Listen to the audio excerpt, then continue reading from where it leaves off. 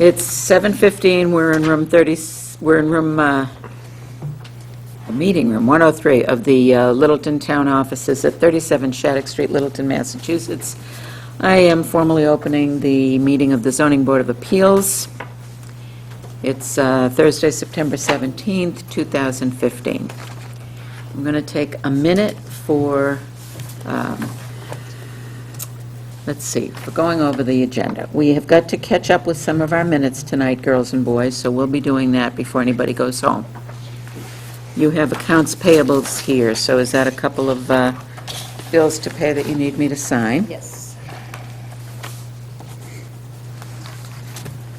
And you've given me a couple of legal notices. What are those for? Those are just this month's meetings. For tonight's hearing, okay.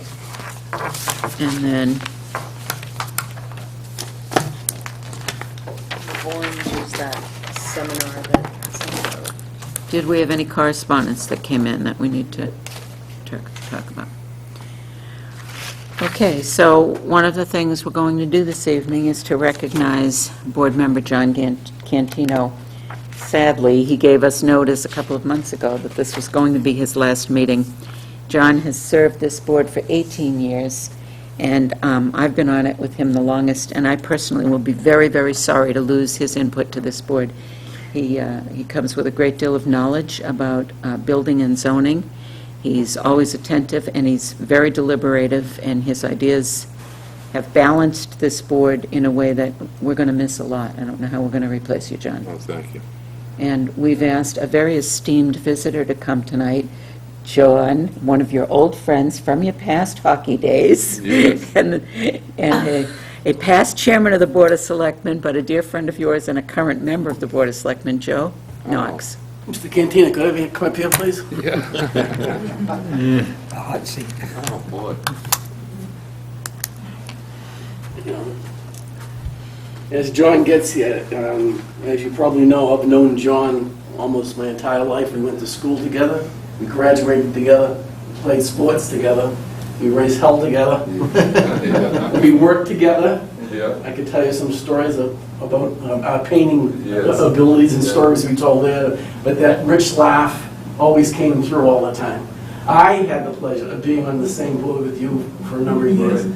and I echo what your chairman just said. I remember sitting across from you and you being quiet, and I was always wondering what the outcome was going to be. I knew you deliberated, took your time, you thought things through. I admired you for what you did.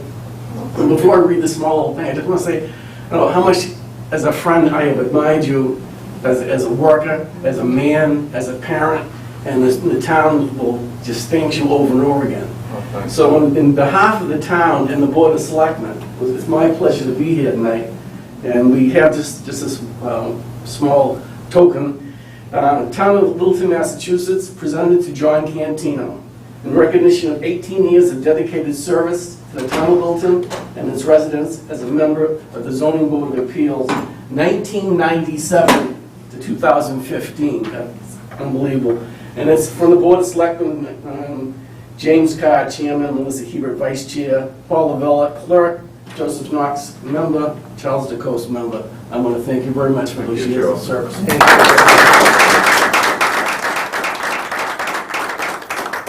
You want a photo op right there, please? You want to do a photo op right there? Photo with it? Yeah. Oh. Sure. Mine's better half. Mine probably won't work now, 'cause these different, you got the camera going? Let's see if I can get it. Yeah, mine's not gonna work. Here. Can you get that and email it to them or to us or something? Yes. Thank you. I'm sure it came out. Thanks, Joe. Thanks. I really appreciate it. I'm off to another meeting. Okay. Thank you all. Thank you very much. And all the years of sitting next to Farnsworth, I don't know how you did that either. We're like bookends. Joe's had next before a while, so. Nice to see you. Thank you very much, Mr. Knox.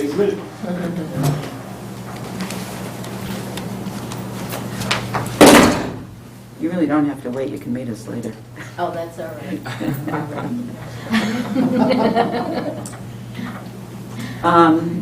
let's do some minutes because we're not quite up to the first hearing yet.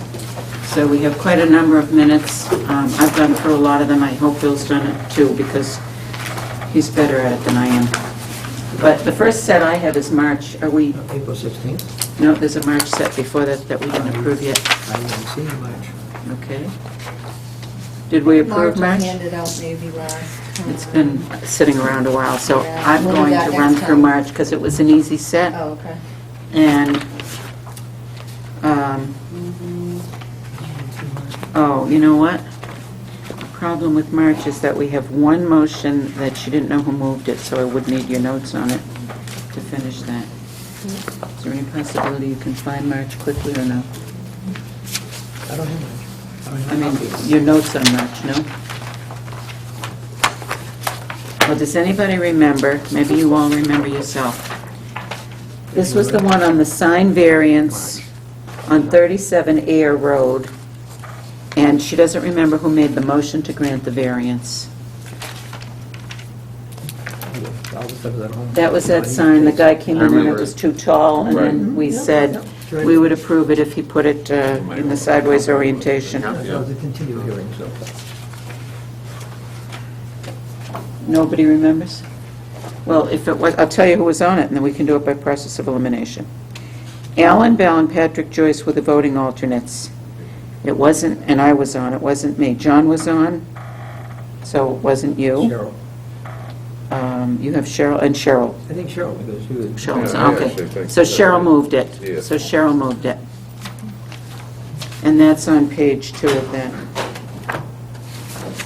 And thank you for coming, Mark. Wait. Shelley, on the line right before the motion was, it was moved to grant the variance.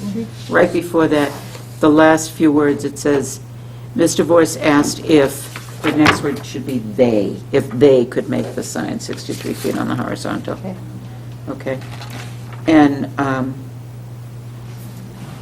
the case of 6 Whitcomb Ave,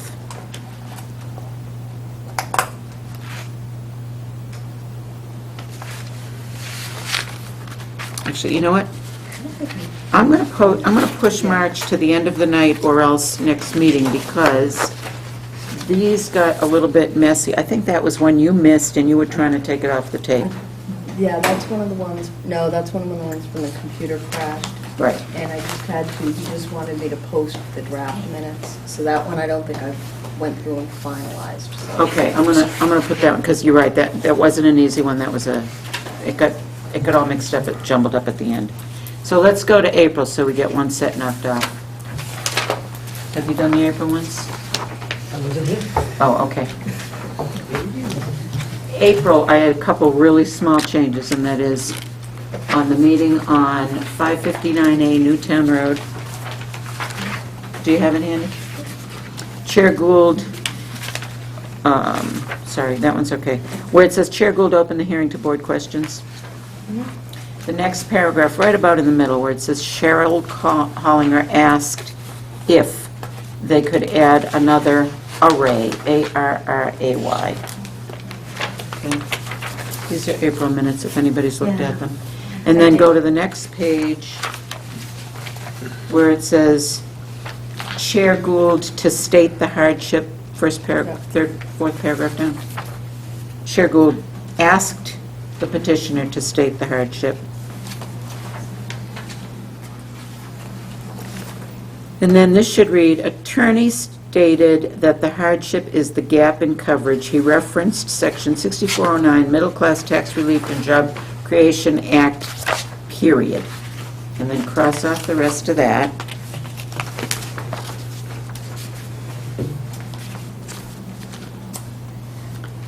And then he said,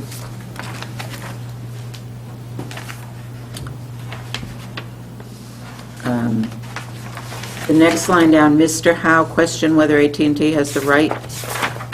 I'm sorry. When I said period after the Job Creation Act, just the rest of the sentence is out. Pick up again in many towns is fine, okay?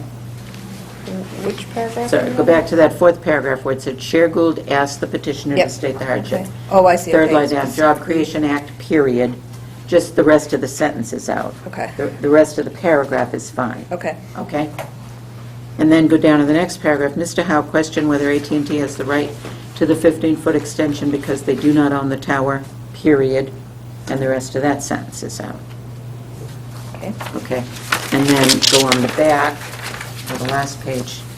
I was fine with the last page. Did you have comments on it? I did, but they're minor, and I don't think they're worth, I mean, it would just be changing a word or two, and it doesn't matter. Yeah, I'm not going to go It- for grammar and It's how I said Punctuation. it. And you know what, I may have spoken incorrectly with grammar anyway. Okay, I am right at the moment. so let's leave that one, that's what. Okay. Okay, I'm okay with the April 15th, April 16th. 16th minutes as amended. Who wants to move it for me? Now, the thing is, you've got 4 regular members, and you need one of the 3 people who were here. to be- Gould, Yates, Cantino, Hollinger. That wasn't here. Patrick, you were here, so why don't you be the voting member on whether or not we approve these minutes? Okay? Yeah. Somebody move it, please, I move we approve the minutes of April 16th, 2015, as amended. as amended. Second? Approve. You're going to second the motion? Second. Patrick seconds the motion. All those in favor signify by saying aye. Aye. All opposed? Hearing none, the ayes have it. One set's approved, yay. Okay.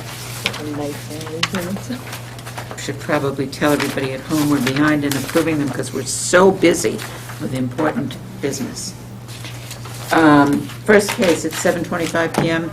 I'll open the case number 860A of Joan Sperazzo on a request for a special permit pursuant to Section 17358 for an accessory dwelling at 2 Curtis Street, Littleton. Is someone here to present for Joan? Hi, would you come up? Let me tell you how we do this, and you can all come up to the front if you're all going to help her. Okay, come right forward. So what we do is we have the applicant make a presentation first. We're pretty informal here. You can sit and address the board. We ask that you identify yourself. When you're done presenting, the board will ask you questions, and then the board will open it up to whether there's any abutters or anyone in the audience who has any questions or comments. You sit here. Yeah. And then we'll give you a chance, to rebut anything that's said, and we'll read any comments from the building inspector, and we'll proceed in that fashion. Okay? Go ahead, you're on.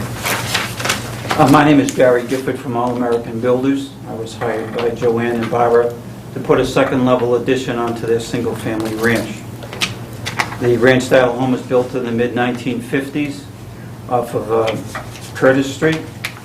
It sits on approximately 10,000 square feet of land. The house was originally approximately 900 square feet, consisted of a living room, kitchen, 3 bedrooms, and a bathroom. In 1999, a previous owner decided to add a 16-foot by 27-foot family room addition onto the left side of the home.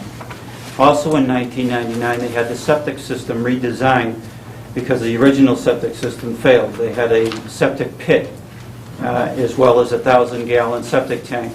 So in 1999, a new septic system was designed that included a 1,500-gallon septic tank, a 1,000-gallon pump tank, a new D-box, and also a leach field. So that was installed. That was also inspected in 2005 and passed inspection. They would like to ask the board for approval to put a second-level addition on for Barbara. Barbara's going to move upstairs. We have 2 sisters here. One's going to live downstairs, and the other one's going to live on the second floor. There is not going to be a separate entrance into the house for the upstairs dwelling. That is going to be part of the original house. There will be no separate entrances coming into the house. The utilities are shared utilities. We're not adding another water line. We're not adding another electric meter. We're not adding another heating system. So that is going to remain the same. The upstairs addition is going to consist of a bedroom, a living room, a kitchen, and a bathroom. and they have asked me to put that on for them. I have had many discussions with Roland Bernier, the building inspector, regarding this. It was Roland's belief that even though there weren't going to be separate utilities and there was not going to be a separate entrance, that it met the criteria to come before the board as a separate dwelling unit or an accessory building, as he called it. So that's the reason why we're here tonight, to discuss that. You adding a kitchen upstairs? Yes. Okay. Who's living up, who's living in your I'll be upstairs. in your Barbara? Yes. And who's down? I'm Joanne. I'm downstairs. And you own the property? Yes. And you've owned it since '05? Yes. And there's something I don't understand quite yet. Let me just get my bearings. You're on a pre-existing non-conforming lot. You have a septic system that passed Title V in 2005. Correct. You already had a two-story house, or is the second story an addition you're doing now? Correct. You're adding a second story over part of the, here, if you go to this page. It's there, though. He's got a second story there, that's why I'm asking. It's already built, right? Well, no, we're in the process of building it now. But it's all framed. Yes. Yeah. Did you go down and see it? No, I didn't get it. Oh, it's right near Divas, and it's up, the second story is all framed. Patrick and I just went there, right? Huh. Oh, because that's Pleasant Street. Yeah. Divas right here. Divas right there. Okay, so the variance is for the kitchen and No, it's not a variance, it's the a special permit is to, because it's an an accessory dwelling. and it's an accessory dwelling, and it's not just living space. Right. No, it is just living space. Well, to me, it's not just additional. Right. Okay. So we got, this is what I'm not understanding. We got a comment from the building inspector. Has everyone seen it? Yep. Shall we read it into the record? Jeff, you want to read it into the record for me? You have it? The applicant seeks a special permit to allow an in-law apartment pursuant to Article 13 of the Littleton zoning bylaws. The applicant was made aware early in the building permit process that a special permit was required for an in-law apartment. Upon further discussion, it was agreed that a limited building permit could be issued providing the following. Remove the first level bedroom for a final total of 3 bedrooms. Delete the proposed bathroom in the second level. Proceed at their own risk to construct a new second level living space. An in-law apartment would not be approved until such time a special permit satisfying Article 13 was issued by the Littleton Board of Appeals. Failure to secure said special permit would prohibit the conversion of the second level into an accessory dwelling. The applicant presently has an active building permit to construct one second level addition onto a portion of the existing dwelling. Replace windows and siding. As of this date, the applicant has satisfied paragraph A of section 173-58, but has not provided information satisfying paragraph C of the same section regarding parking. Upon being notified that the applicant is seeking a special permit for an accessory dwelling, the sanitarian representing the Littleton Board of Health advises this office paragraph B of section 173-58 cannot be satisfied as the site doesn't have a reserved area. No further comment. Okay, so I have to admit that I've read that 3 times and don't understand what Roland is getting at. I see a letter from Jim Gariffi stating that he reviewed the plans and can't endorse the building permit since the sewage disposal system for the site is only designed for 3 bedrooms. That was part of the building permit review, and so then the sketch had to be changed to remove a bedroom from the first floor. Yeah, That was we that. removed the bedroom on the first floor, a small bedroom, to construct a staircase to get up to the second. So we're going to remove one of the bedrooms out of the 3 bedrooms on the first floor for the staircase. So you're going to end up with 3 total bedrooms. Correct. Which that's what the system's permitted for. Yeah. So then the building permit was issued, but with the accessory dwelling, when we gave Jim to comment on that, that's Jim's comments on the attached sheet because there's no reserve area, so he couldn't say that it met the criteria of section B because there's no reserve area. Well, in all my years of being on this board, and all the accessory dwellings we've approved, I've never heard this before. Have you? I understand what's happening, and it says, no, the requirement B must have documented to the special permit granting authority that the sewage disposal will be satisfactory provided for appropriate reserve area. We have in the past gone, sometimes they've said, yes, we would like to see that, but a lot of times cases come before us, before it gets finalized with the Board of Health. We have, in some cases, gone forward and completed our special permit process with a stipulation or condition that the Board of Health needs to be satisfied.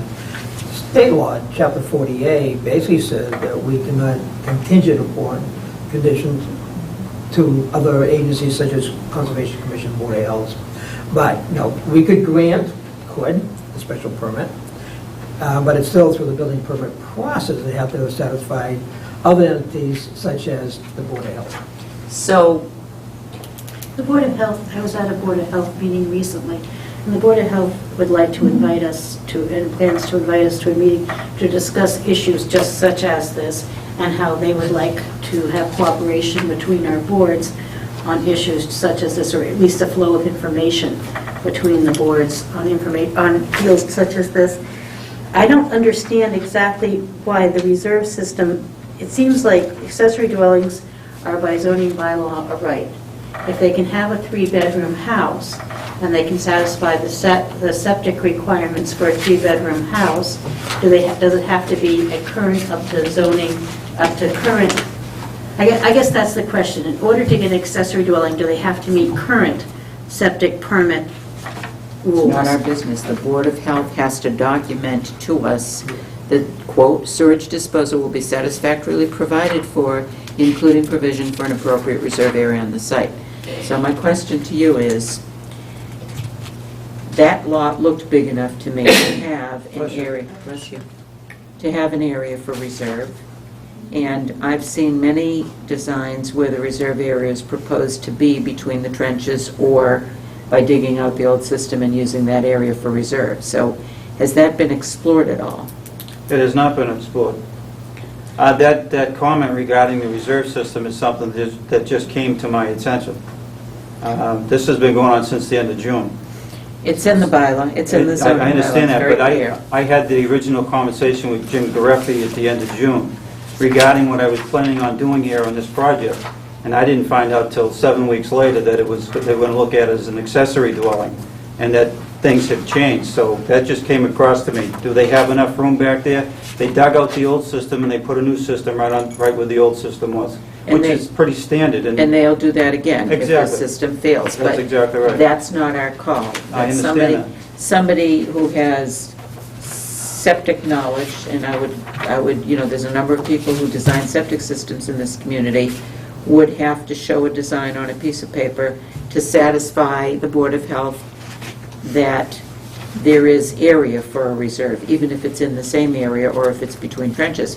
Once that's done, that septic provision gets accomplished, but it's not our board's purview to do it. Now, Mr. Farnsworth, Vice Chair, said, and I believe it's a good point, that we could continue the deliberations over those aspects of this decision that are within our purview, and we could make a decision subject to the satisfaction of that section of the accessory dwelling bylaw, so that you don't have to continue this hearing while you go about doing that septic part of things.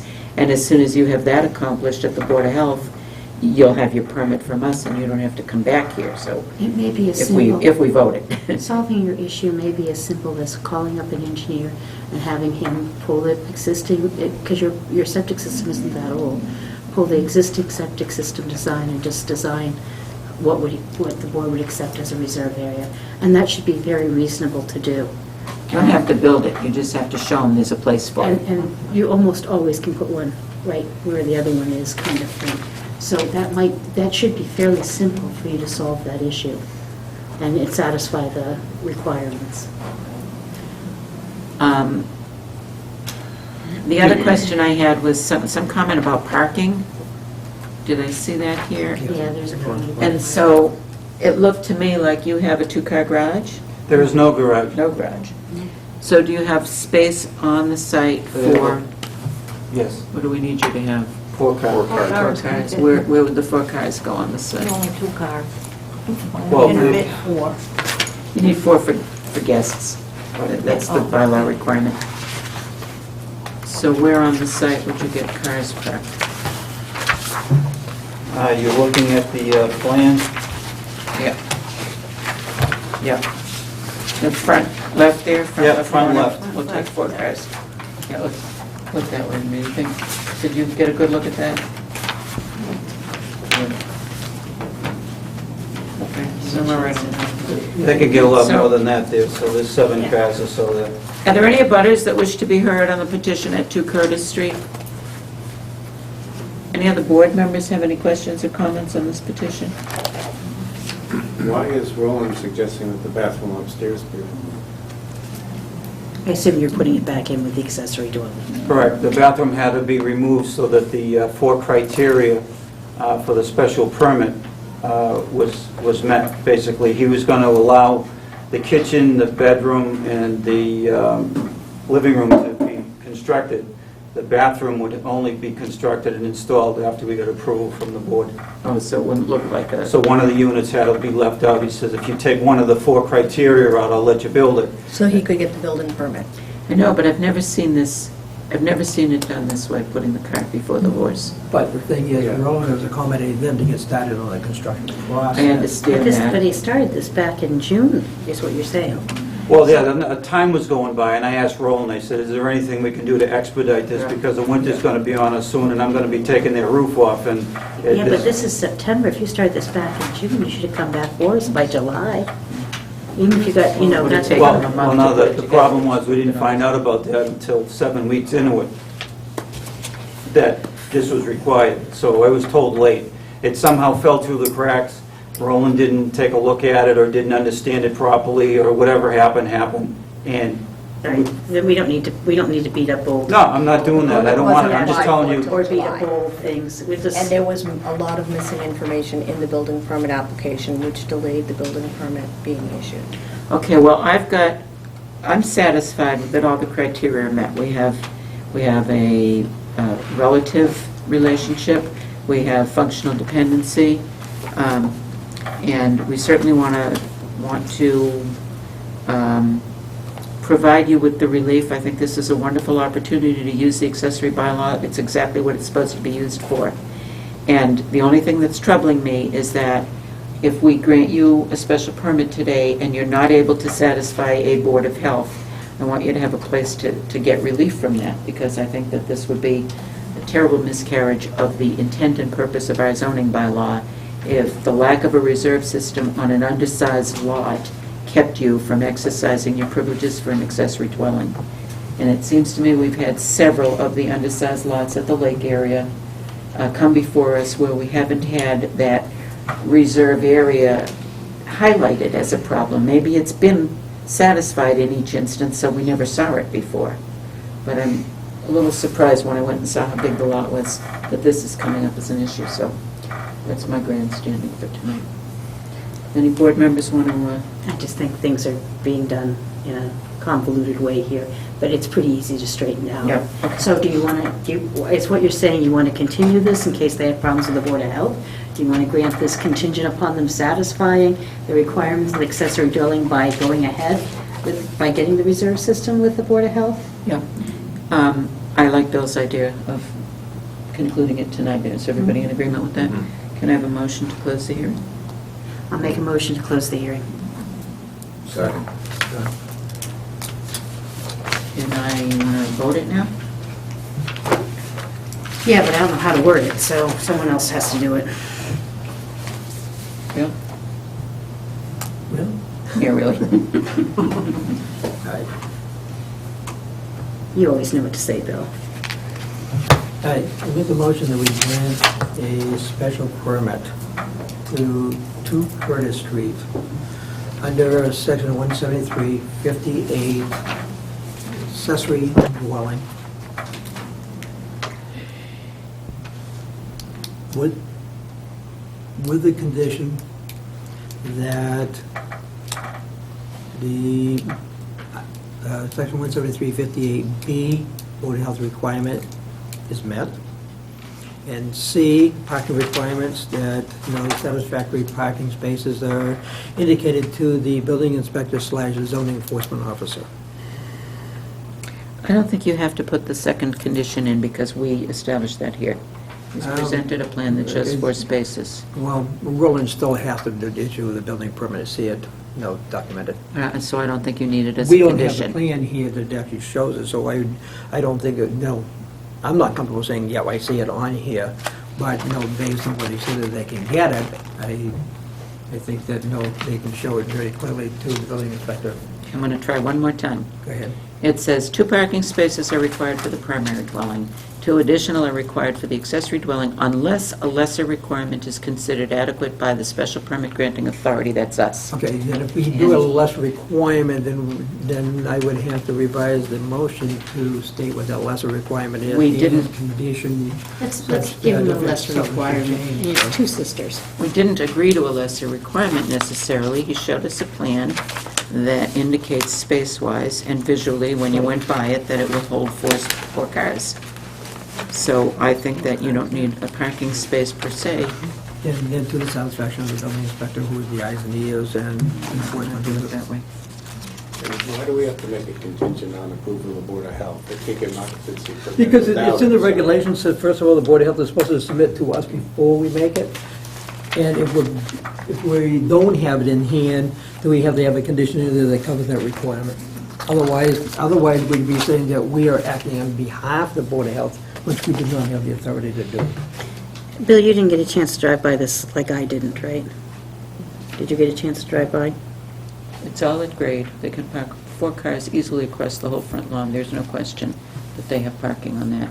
And the reason I don't want to leave it to the discretion of the building inspector is just because if he says, I don't see 4 designated parking spaces, they then would have to come back here and ask us to satisfy the lesser requirement and reopen the hearing.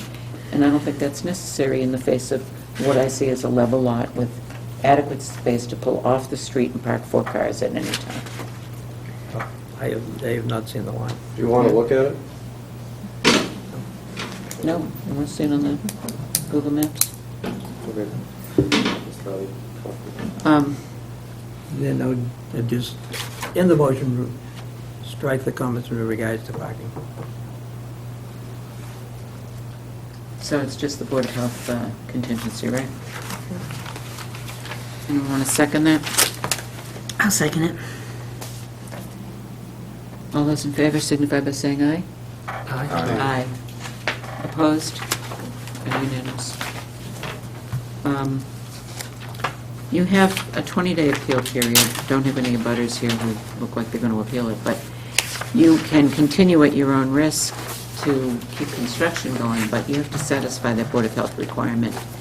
So whether or not this decision is written in a timely fashion, that won't stop you from progressing forward. It's the Board of Health requirement that may. Yeah, thank you, board members, thank you. Yeah. My Good luck question to is- you. Thank you. Good health to you. Do you have a number of an engineer, septic that you work with in the town that?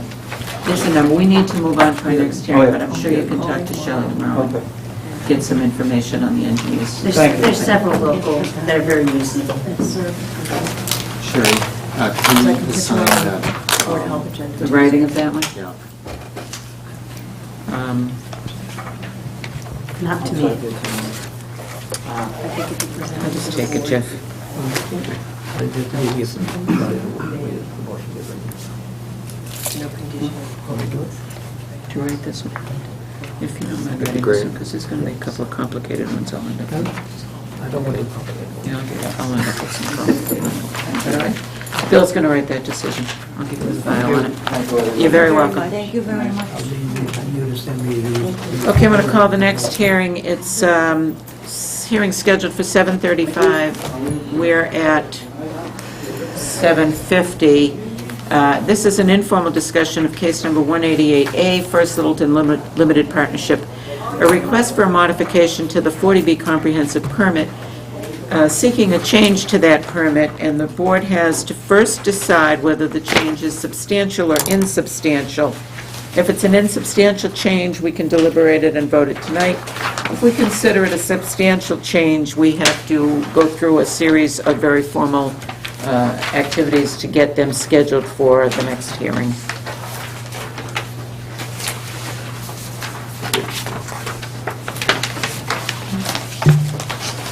Thank you very much. My name is Andrew Clark, and from Expose Signs, and I'm representing Beacon Communities and the LLC that they on this regard. Again, the property owners are looking to update their sign. It is a 40B project. The original 40B permitting allowed for a 50 square foot sign, a two-sided 50 square foot sign. It at some point in time got changed to the existing signs that are there, which are in around 20 square feet each. We have a 18 square foot sign being proposed here on either side of the entrance. If you're familiar with the site, a single two-sided sign doesn't work there because they have the one entry driveway and there's the fences on either side. It's the one right down the street here by 495. So they're just updating their looks. The Beacon Communities has basically incorporated a design package that they use at most of their properties. This design that you see here represents the designs that they have used at probably 30 or so properties. They have about 54 properties that they are currently adopting this new design for. And it's just a way of bringing consistency to their portfolio. Again, it is a single-sided sign situated on either side of the road, as the current signs are in their place. The current signs will be removed, the fence will be cleaned. On either side of the Of the entry driveway, or the driveway. of the entrance. So you need a special permit or variance to have two signs on No. one property? No, it's, I'm a little what it is confused. because it's a 40B, as I understand it correctly, because it's a 40B, the building inspector cannot pass judgment on it because it has been created But under a special permit. I'm just going to steal this for a second. Our sign bylaws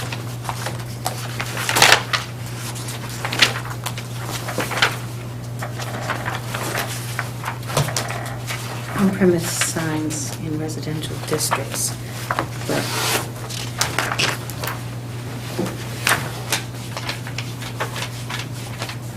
I don't know if this is a,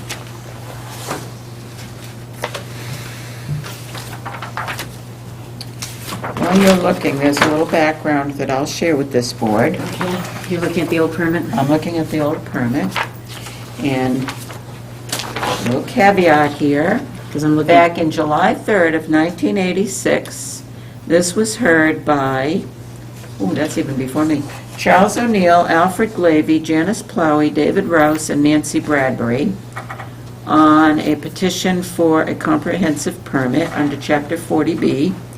And at the time, this board denied the petition. And there's a notice here that this company appealed it to the Housing Appeals Committee successfully. And then the permit had to be granted, and was granted. And what And- did the permit say? And thank goodness it was granted, frankly, because this property has been one of the few options for really affordable rental housing in the town of Littleton. Now, there's some that have differing Was, opinions, but Yeah, it gave I some don't think the people signs options. make that true. No. I Now, think the current building permit was issued in June 14th of '89. 87 is when it was finally allowed. My issue with what you just presented, though, is I cannot find anything granting you a 50 square foot sign. And if I could see that, I could satisfy my colleagues here that, well, that's on the building permit, good. So it says, sign at 147 King Street, granted in 1989, was a 5 by 5 by 9 freestanding sign. But we're talking about 5 by one. 5, I mean, sorry, It's a single 5.5 okay. by 9. Okay, so a single two-sided sign, but you want to put two different signs I on. want to put two single-sided signs on either side of the entrance instead of a single two-sided sign And this was a two-sided freestanding sign, with a so total about square- 50 square feet. Yeah. So I'm satisfied that that says to me that the current 40B permit has that two-sided freestanding sign. Now, he's proposing, and then you said 18 square feet is all they are? Yeah, What's the size? The sign is 6 by 3, is the sign area of the main sign. No, Um, Even no, with the rental not panel? with the now leasing panel. So That's with the another, now 10 inches, so it's another 6 square feet, so it's 24 square feet total signage, which makes two signs less than the 49 square feet of the original permit of the 40B. What's the leasing panel size? But that was only a single-sided, that's only calculating the square footage of one side of the two-sided sign, and I'm not sure how some towns calculate both sides of the sign, sometimes calculate the single side, so. But still, its total square footage of sign is under the allowed, or the permitted, the previously permitted sign. You said the panel was what, 10 feet by? It's 10 inches by 6 feet, so it's under 6 square feet as an additional rider. so you're saying that, so the whole thing is 24 plus the posts? 24 plus the posts. The posts are Now, there. let's talk about height. How high is the existing sign now? The existing, I think that is a 6-foot fence on the proposed thing, and so the sign is at the top of the fence. Our total height of the posts are 72 inches, so ours is also just below that 6-foot thing. If you look on the left side of the sign drawing, the 96 the- represents the whole post going into the ground, actually. Oh, I see. The So you're 72 is saying about that the three. 72 is the total height? Yep. But it looks to me like the new sign isn't going as far as the lattice work at the top, and the old sign is going above the lattice work, so maybe that's a little different. They could have got maybe some of the perspective, it's Okay. actually going in front of that fence. Okay. Where previously one side was mounted on the fence. They Okay. had- I guess they had gotten permission from the owner of the fence. They do some cooperative landscaping and stuff, so they have an agreement there. And the other thing I had a question about is these one-panel signs flat against the fence at 147, were those permitted? Looks like your permit was for a freestanding sign, so did you ever get permits for the ones that are on the I fence? do not know of any permit or change of these two signs here. I think what happened is that the signs were up and then they added the fence. I know the fence has been changed twice. But one freestanding sign is not two side, I mean, you can't just, if we let everyone just declare their freestanding sign as two panels, and they're going to put two separate panels up facing and have them one-sided, we just can't do It may that. have been that at the time of the permitting that the road configuration changed to a single-sided sign was, if you're familiar with that entryway, there is no option for a single-sided sign because you the middle of the can't put street. it out close enough to the street for a two-sided sign to work, so you have to put one on either side of the fence, either side of the driveway, excuse me. How far forward from the fence will they be installed? Probably about a foot to the Okay. post there, just have to have enough room to put footings and stuff underneath the, And how far setback from the street? the current setback allowance, which, let me look at my permit application here. I'm sorry, I don't have that off the top of my head.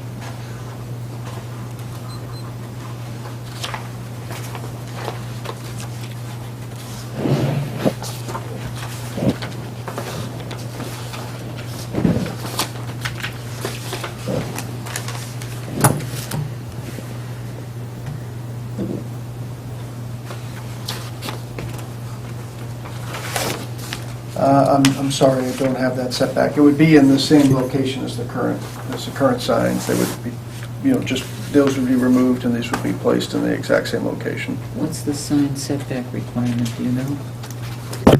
I'm looking at what on-premises signs in residential districts are. I mean, they're limited to 9 square feet. We're looking at 24 square feet, and it's limited to 1. I'm having trouble with them needing 2.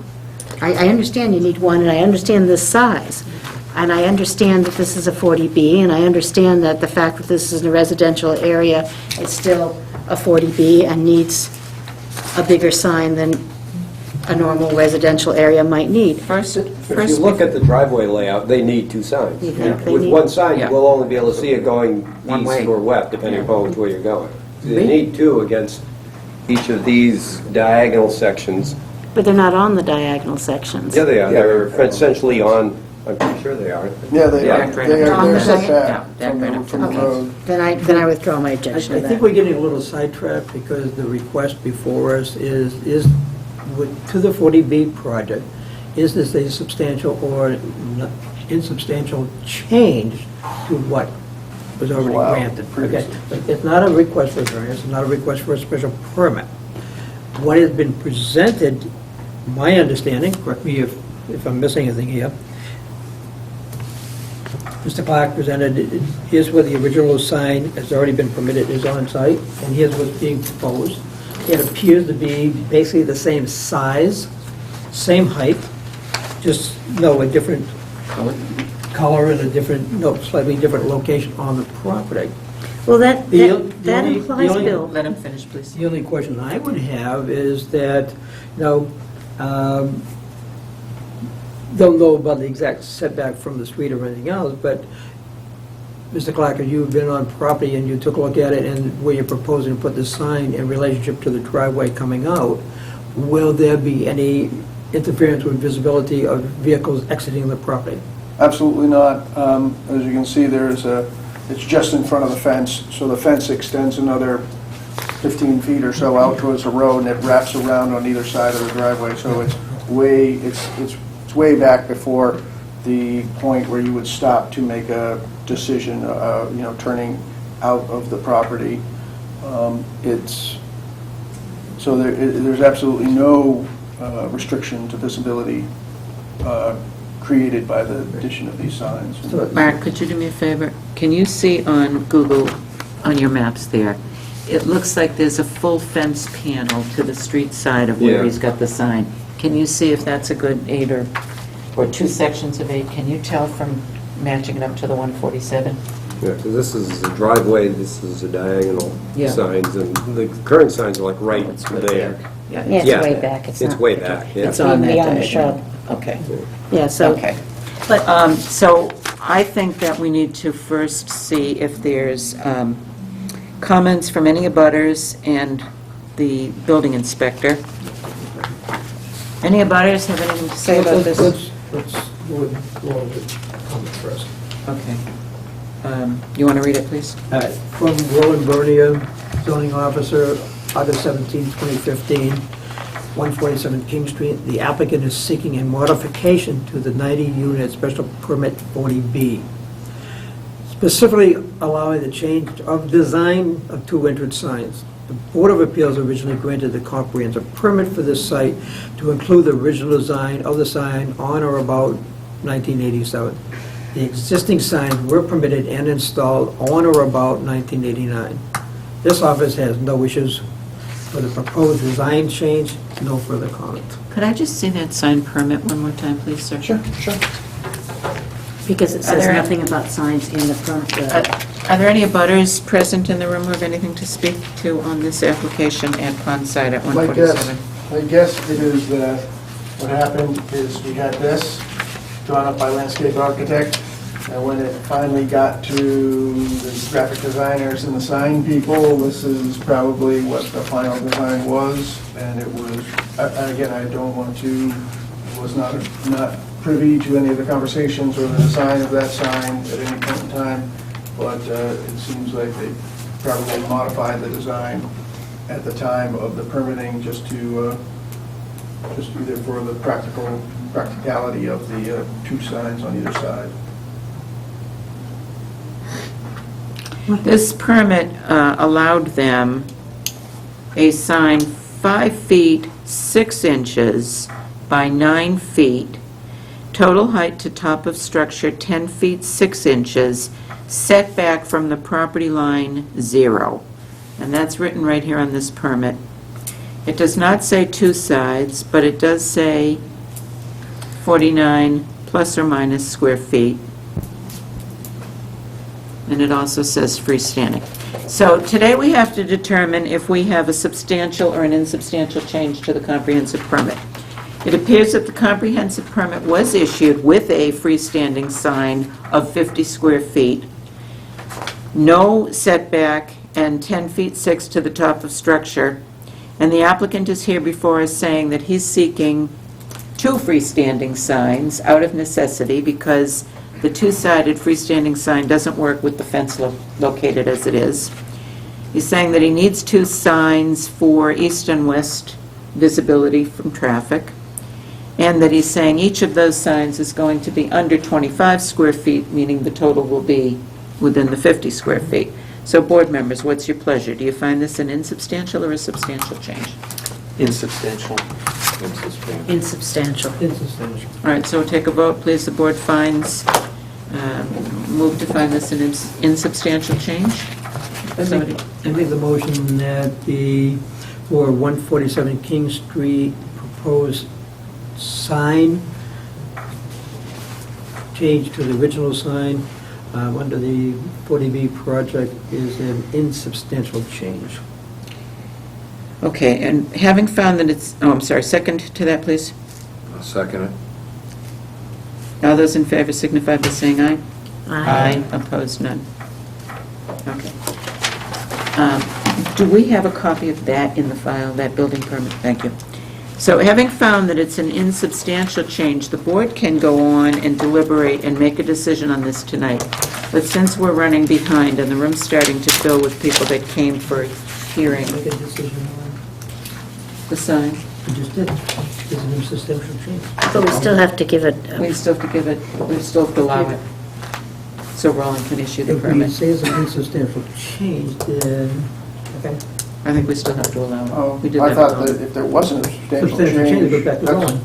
I mean, maybe I No, misinterpreted it's the way. still, We have it still to allow doesn't it. fit within Okay. our zoning We bylaws. did We the still same have in to. Westchester when they came forward on that Goldsmith project. We still have to allow it. So would you vote on it later this evening? Yes. Okay. Can we do it now? No? Well, do you want to make a motion to do it now? I make the motion that we allow the proposed sign change for 147 King Street as presented on the drawing by Expose Signs and Graphics Company. Andy, where's the date on it? Dated 6/28/15. Can I ask one question? Sure. Why is there red lines on, I mean, we have our zoning line, but we try to limit it to 2 colors, or why are these red lines here? That's the logo.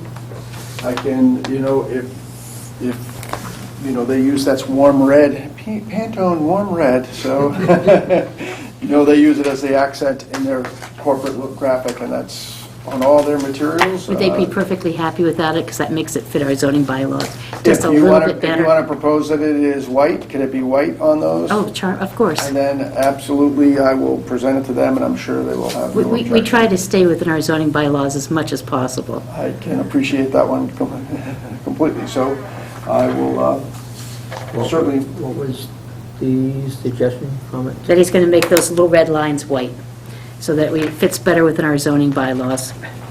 It's insubstantial. My only problem with that, Cheryl, is that yellow blurs out for some people's color identification. But that's not even what information they need. No, I'm saying the red is highlighting, is outlining the yellow, so you see it. That yellow against white is going It's to only blur right out. there. That's the only place they have it, is on their little logo. I just want to, it doesn't seem to have any reason to be there. it's just like So let's make it fit our McDonald's zone- is let's red make it and fit our yellow zoning and, bylaws as much as we can. Just sort of their corporate graphic, so I'm sure that they treat it, I know they treat it very seriously, but I'm sure they wouldn't want it to hold up the permit. The current sign is 4 colors. I know, but Yeah, I know. our zoning, we try to No, stay I with our agree, I zoning agree. bylaws. We don't make, Well, we I get that don't, we one. don't create the zoning bylaws, and it's our job to keep within them as much as we can. And though that's such a silly little place that we can stay within. It's also pretty minor. I mean, if you had red. I mean, if all your around the company's sign. not going to object, then let's do it that way. Board members, you want to pull the board? Well, I would allow the sign as it is. I don't really want to hold up deliberations about the extra color, though. John? I'm fine the way it is proposed. Bill? I don't know. The original sign had multicolors. I think this is getting, less colors and everything else, and, in some regard, closer to the bylaw. I have no problem with the way the sign is proposed, even with the 2 little red lines on it. Rod? I think it's so minor, I'm worried about it. Patrick? Yeah. I don't see any objection to it. And Mark? I don't have a problem with it. I mean, it's an improvement, more complying with the sign law than the previous one, so heading in the right direction. You all right? Yeah. I I appreciate mean, it. it's minor, So but the- I just, The motion The is... motion was yeah, for we the sign as approve- presented. As presented on the drawings. Second? I'll second it. Cantino seconds. All those in favor signify by saying aye. Aye. Opposed? None. Thank you very much. Good to see you again. Nice to see you. You're welcome. Point, Have a wonderful evening. man. clerk's question, do we have to issue a written, we do? I'll do it. Okay. What form would it take? Well, anyway, you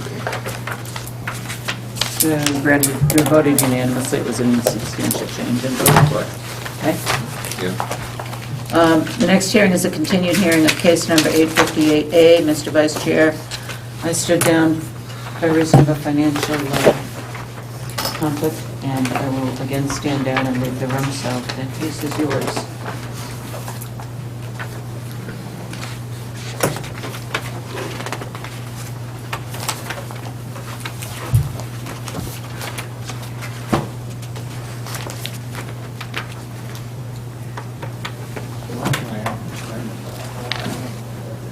All right.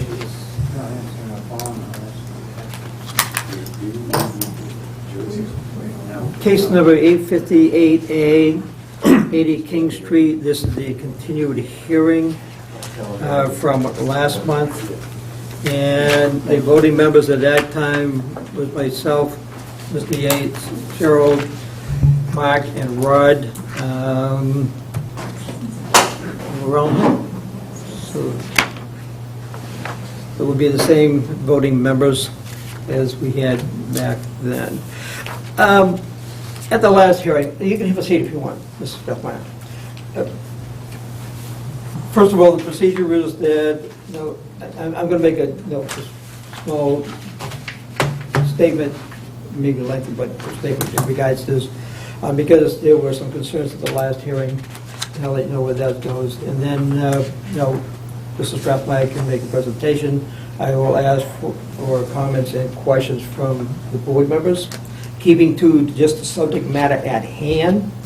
And then we'll open up to comments from town officials, then to abutters, then to the general audience.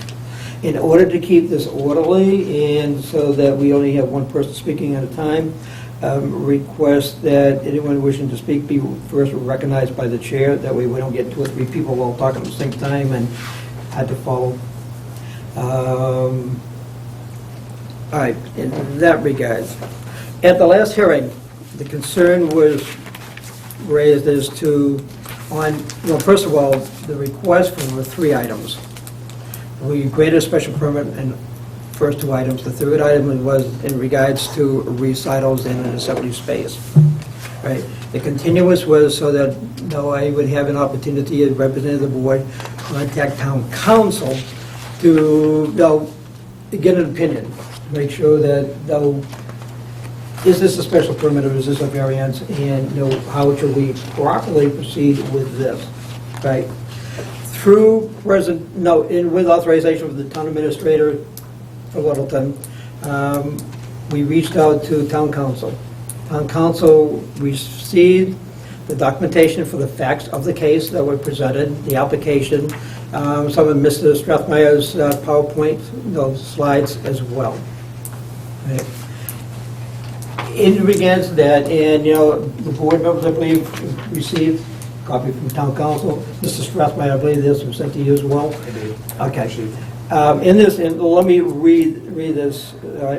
Dear Bill and board members, and this is from Chris Heat, who is town council, dated September 16th, 2015. I understand an applicant is seeking a special permit for property located at 80 King Street.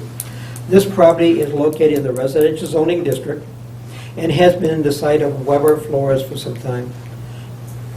The purpose of this application is to authorize, 1, a retail business that sells and repairs musical instruments, 2, provide soundproof space for musical lessons, and 3, provides a recital room for performances.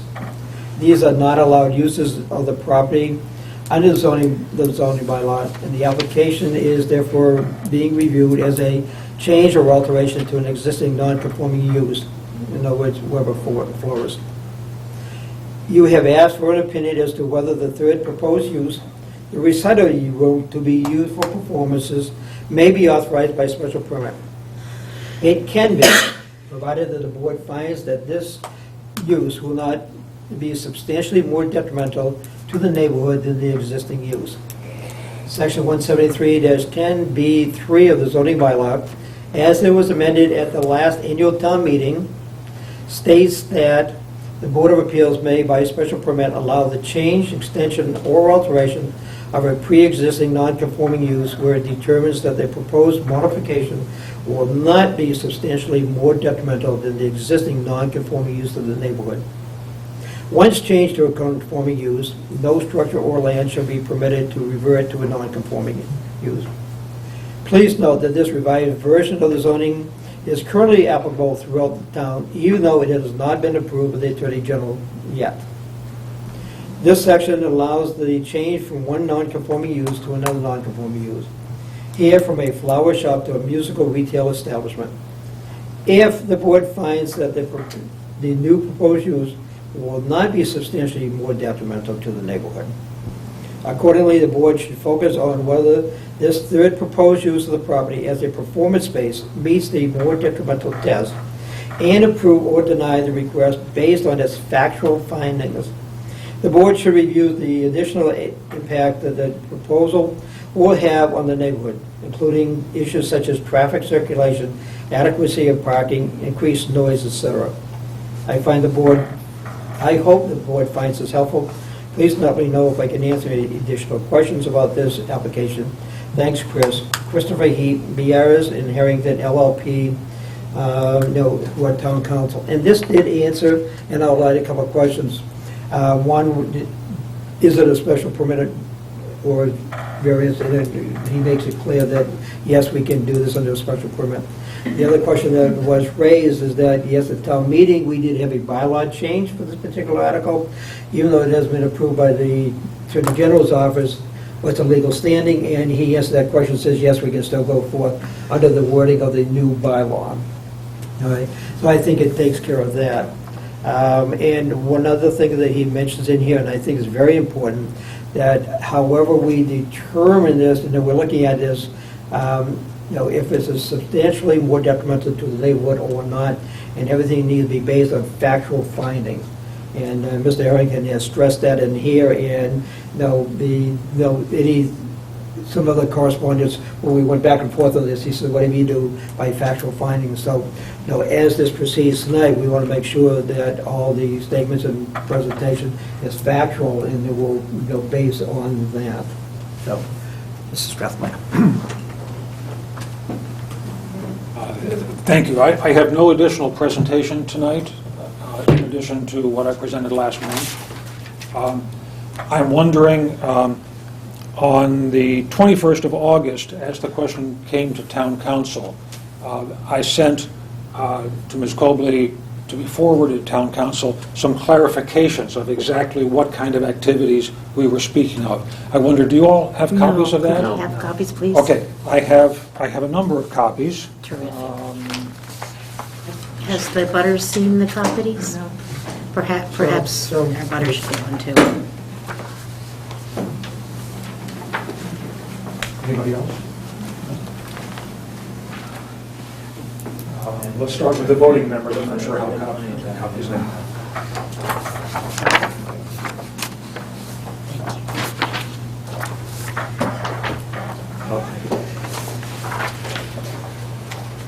Thanks.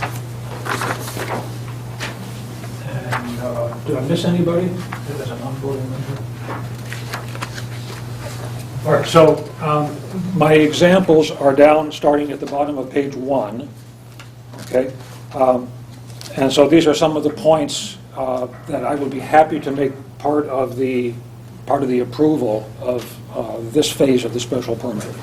So, number 1, we intend to devote a space of approximately 400 square feet. That's about a 20 by 20 room. That's about half of the size of this room. For student recitals and other group musical performances, this space will have a seating capacity of approximately 25 seats. Okay, so we're not talking a large concert hall. Number 2, all activities will be directly related to the uses already allowed under the special permit from last month. That is to say, A, retail instrument sales, and B, music lessons. So directly related to those two already approved uses. 3, every activity will have an educational or informational component that benefits either our students or our retail customers. In other words, the same people who are coming to the store in the first place.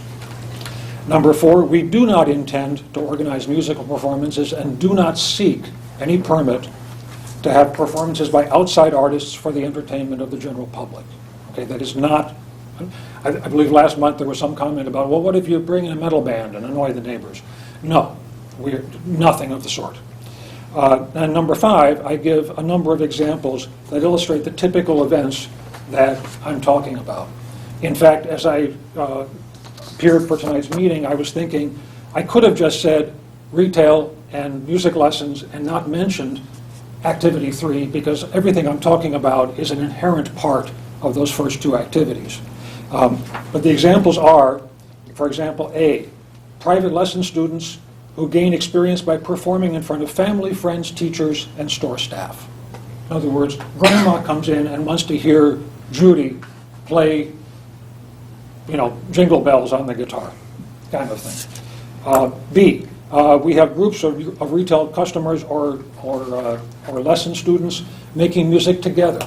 So, for example, maybe not a private lesson, but a lesson that involves 4, 5, 6 students playing together, which is an important part of music education. C, teachers and or store staff may present instructional performance for students or retail customers. Here's how you do this. Let me show you. I'm going to stand up in front of a group of 6 or 8 customers and show you. D, visiting musicians sometimes present master classes. So if an artist comes to town and is performing for the general public somewhere else, like Indian Hill, like the Bull Run or something, I have requests for those artists, can I come to your store and present a clinic or a workshop for a few students who are interested in learning the technique, not hearing my performance, but learning my technique. E, we do have product vendors. This is a normal part of the retail business, where we have a new product. The vendor of the product wants to come to the store, set it up, and have a little demonstration for a dozen customers. This is what the new product is, and here's how you use it. And finally, our staff or visiting technicians might present workshops or clinics. For example, we have a service where local band directors don't have time to teach their students how to take care of their instruments. And so the local band directors love it when we take the responsibility to bring students in and say, here's how to take care of your clarinet. Here's how to put it away. So there's, 6 examples of the kinds of activities that we're talking about in this space. Limited attendance, limited space, certainly no performances for the general public at all. And that's what we're talking about, a natural part of the first 2 activities already proposed. So, Question. Right? What time frame? What would be the latest time frame that such a The store closes most weeknights at 9 PM when our So nothing would ever be happening beyond 9? no, we never, ever, in the 5 years that my wife and I have owned the store, we have never had the doors open beyond 9. Okay, so we putting a limit on it of 9 PM would be no problem? No problem at all. Okay. How many parking spaces do you have? We, obviously, we're working through the site plan. We have an appointment with the planning board next week for details. The Webbers have typically had, I count, about 16 parking places. And by the analysis, I believe it's in the presentation, Shelley, I think there was an analysis of parking places. When we add it all up, we think we're in about the same level. Because when we do these kinds of recitals, typically we do it at down times when the store is not full with other people, because we can't devote the same staff to doing this as we do, running the cash register or selling things, or if the teachers are there with a recital with some of their students, they're not in their studio teaching. So it really is not an additive load on the premises. So if you have 16 parking spaces, in the past on various things, we sort of count at like weddings and things like that, we sort of counted them as 1.5 persons in a car kind of thing, because not everyone comes alone, not everyone comes together. So that would be 20, that means you'd have parking for, say, 24 people just in general. You said 25 is the most you'd have. Would you be, if we limited it to a maximum of 25 people, you wouldn't have any issue with that, would you? Sure. No. No. Before you go any further, first of all, this is before the planning board in regards to parking spaces. And, what's before us, a point that was made by town council. And part of what he wrote in here is that we're looking at this as the use only, not for the parking. Right. The Well, I just planning want to board is doing- understand. And I agree. No, I thought of the same thing too. But I do know the planning board is looking at that. And, it depends on how that is developed through, and that's their purview under the zoning. I understand, but the letter from the attorney asked us to take that into account. So that's one of the reasons I was asking that. But I'll accept your reasoning. Yeah. My concerns are timing, noise Yeah. level, and numbers of people, nuisance to the neighborhood, those three things. And I want to see if we can put reasonable restraints on those, because while I think you're very reasonable and probably going to be a fabulous neighbor, you could sell your business to someone who might not be quite as lovely as you are. But So- I point out that a special permit dies with my No, sale but of if you property. sell the minor chord to someone else, I think that it still stays. It goes, well, it depends on how it specifically gets written, that we could say that, a musical... It's tied to him as it an could be- owner? But no, not with him, it'd go with the property and as a musical store, instruments or whatever else, so we could, keep it in that tax. Right. So he couldn't sell it to, I don't know, barber shop or... Oh, no, I'm saying he is the minor chord, but if someday he's going to want to retire, and if his business is thriving, he's going to want to sell his business, and while you are lovely, and we just want to make sure that your business, when it's sold, is, it follows the intent that you mean it to. To answer your question directly, if we set apart the specific question of parking, which I believe is the planning board's purview, I would accept a special permit for the use, which limits the number of participants or attendees in a recital or performance or a workshop kind of a setting. Altogether, to be no more than 25 people. Exactly. That fits your needs. That would be fine. And if it's always over by 9 o'clock, that fits your needs. Yes, indeed. And noise level, that's the third thing that I have concerns about. Do you use any kind of soundproofing? Where is your recital? If I remember the picture, I wish I'd brought my old presentation stuff, but if I remember the picture correctly, the area you were considering for a recital area was in the middle of the building. That was our design at the time. We're still working with architectural services to try to figure out where in the building that would be best placed. I mean, if you But end in up any on case- an outside wall closest to a neighbor, then you need more soundproofing than you would maybe if it was... Well, our goal would certainly be not to be an annoyance to neighbors. That's, we want to be a good neighbor as well. So basically, whatever it takes, we would do in terms of not creating that nuisance. Yeah, some experience I've had with very similar is that you could say that ambient sound level at the property line. In fact, there is DEP regulations on there as well, not to exceed more than what is a normal business at that location. But again, there is DEP regulations for noise levels at property lines. We have a noise bylaw. This came up with Oh, yeah, the soaring eagle or whatever it was called. right. But this property is a little closer to its neighbors than they are. It really is. But it's much Let me ask pretty you a question, incidental. because we do have this, that our point last month. Do you have any, where are you suggesting to put this recital building? As I said, we're still working with architects and so forth to try to figure out the best place. We had originally thought that this central location, which is currently a garage, it may instead go into some portion of what's now the floral showroom, somewhere on the first floor. But as I think somebody just pointed out, there are very objective bylaws for what sort of noise can be generated as measured at the property line. So I think that would cover But both of those locations are away from the residential. the residential portion of the property. Right. Yeah. And the adjacent residential portion. Yes. Also, I can say, about 2 days ago, I was speaking with Patricia Weber in their front driveway, and we couldn't hear each other because of the passing traffic. We had to go it's indoors. awful. So whatever noise is present there, I think the passing tractor-trailer trucks are going to be much more of an issue than whatever is happening in our...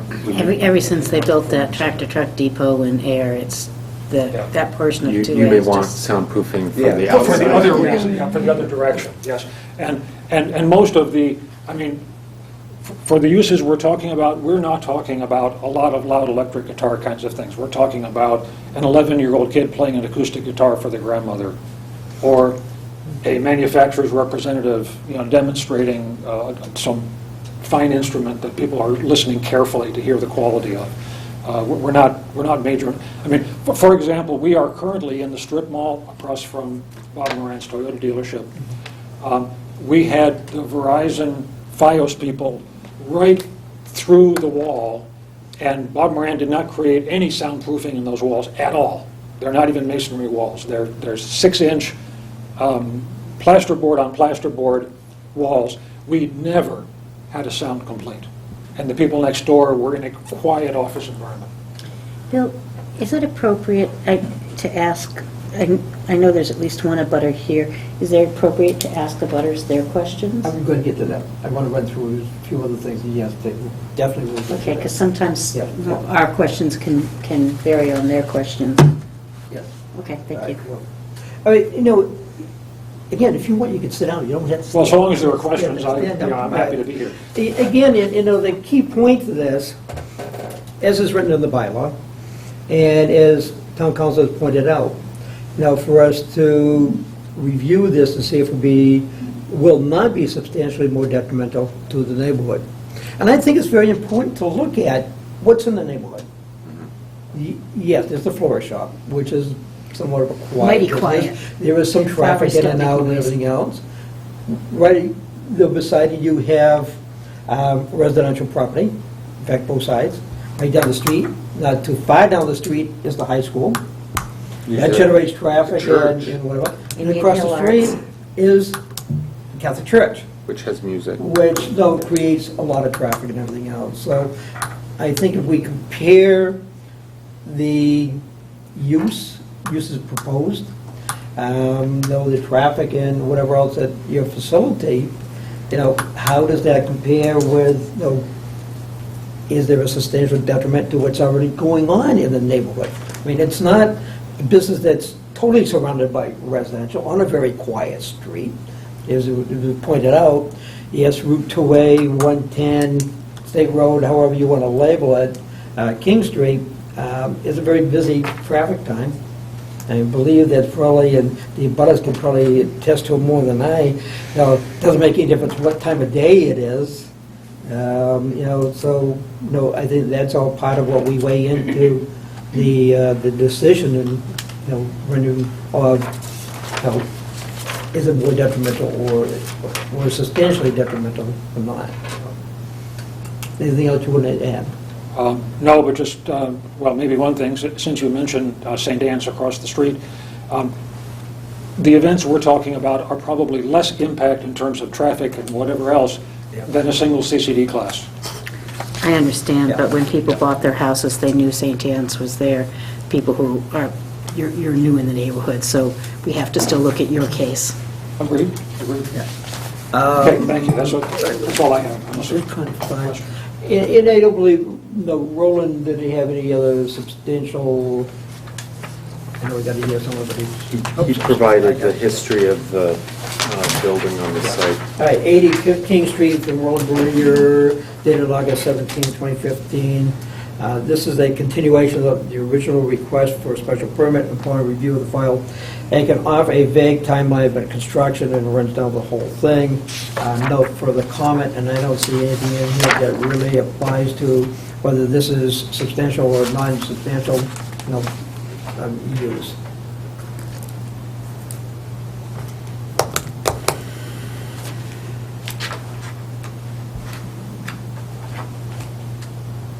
Any questions, comments from the board? No. At this point, John? No. Cheryl? Asked him. Rod? No, but I'm just wondering if you want to put a condition on, say, no paid admission performances or something like that. Well, that's a good suggestion. Patrick? Mark? No. About us. Please identify yourself for the record. Diane Query, 74 King Street. As we stated last time, we're in support of him and everything that he's going forward with.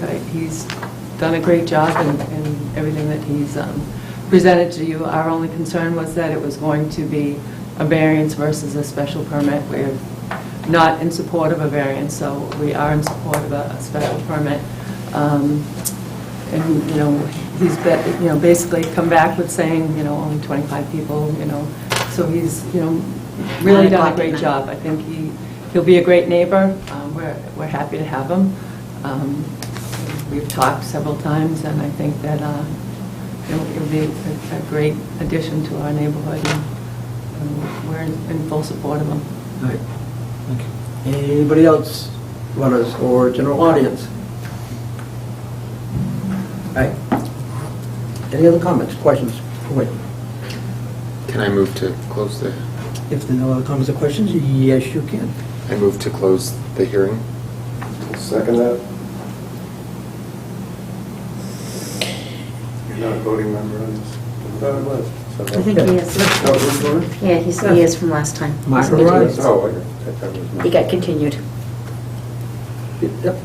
Okay. We will make our deliberations and decision in a... Do you want to just do it now? No, we have a couple other cases, so... Okay. Right. Yeah, we're already behind, so... Thank you very much for your patience. Thank you. Just as a clarification, will those deliberations happen then at the end of the evening? If you want to stick around, it's not going to be much longer. Okay, thank you.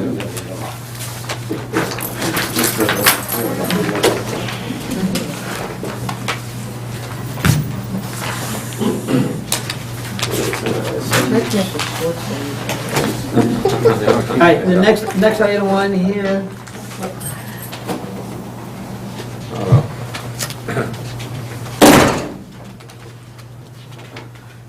The next item on here is the continued hearing of case 859A, petitioner Bikini Holding Incorporated, for Elm Road. This was from last month, in which there were a lot of questions, a couple things that were... Can I just announce that I need to recuse myself due to a financial interest in the outcome of the case and stand down? Is there anyone here for this? All right. Did he withdraw it? Hold on. Okay. The voting members were myself, Jeff, Cheryl, Patrick, and Alan, but Alan is not here tonight, so Rod, would you be... Okay, so what would happen is that it was a variance, and it was obvious that it had not been to the Board of Health, a variance for a retaining wall for a septic system. obviously not been to Board of Health, and a comment by Roland Bernier says hasn't even had a chance to review it to see if it's a legal buildable lot. So the whole thing seems to be mute. The applicant agreed to continue to this month, this hearing, to see if he could come up with answers to the questions, go to Board of Health in whatever. And he has sent by email yesterday, September 16th, 2015, to Shelley, says we would like to formally request to continue this hearing until the next available meeting. Please advise Steve Marsh. Generally, I don't like the idea of just emails coming in and saying, give us a continuance. Personally, I like to see, if we've already started a matter and do a continuance, I'd like to see them come in and present us why they can't. But based on that, we really didn't get into any discussion the last time on this and everything else, understanding that he still may be having troubles whether they want to pursue with the Board of Health and the building department. I have accepted that they can just do this as a written request submitted to us.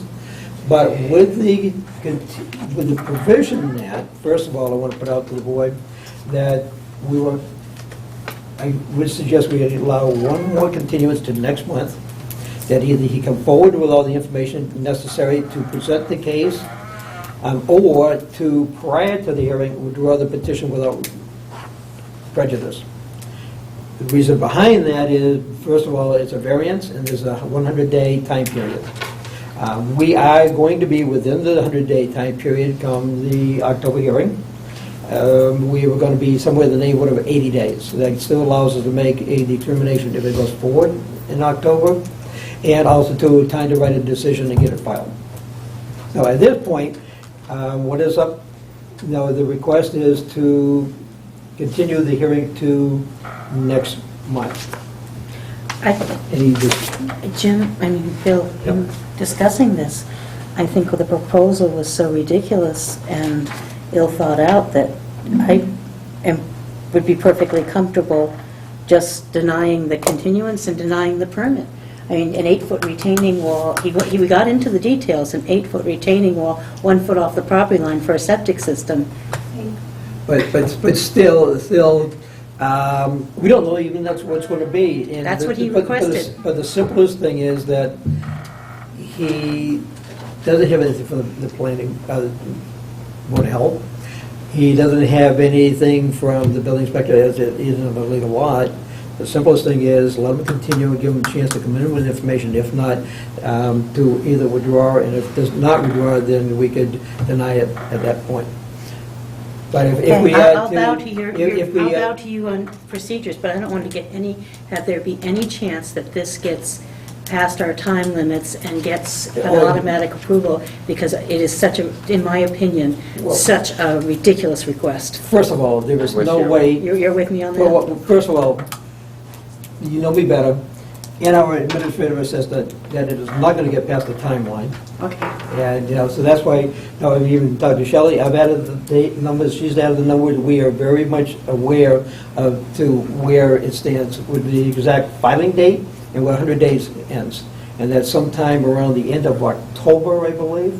So we have plenty of time in there. That's why, like I said, the continuance would be, no later than next month, either come in with all the information so we can hear the case and everything else, or withdraw it without prejudice. And I really hope that he'll come in with withdraw without prejudice, and it just makes our life a lot easier as well. So if we grant this continuance, do we want to say in it somewhere that it's limited, that this continuance is granted for 1 month only and will not be continued beyond that?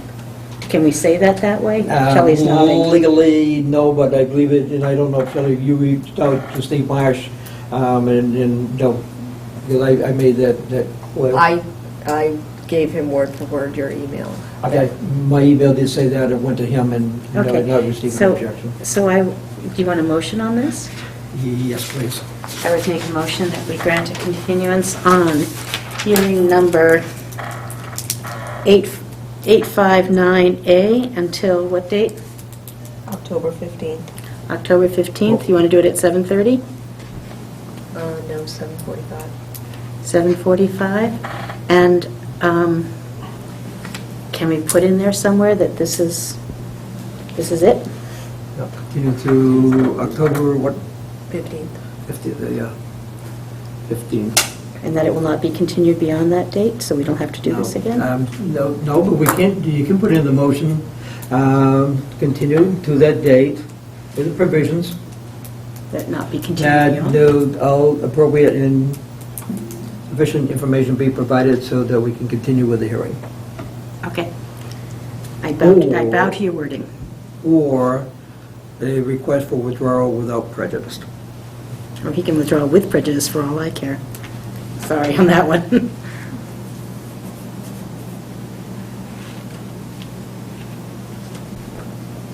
Okay, I have a motion, and I have a second. Second. Any discussion? Hearing none. All those in favor of the continuance with the provisions as stated, conditions, signify by saying aye. Aye. Aye. Okay. One more chance. Thank you.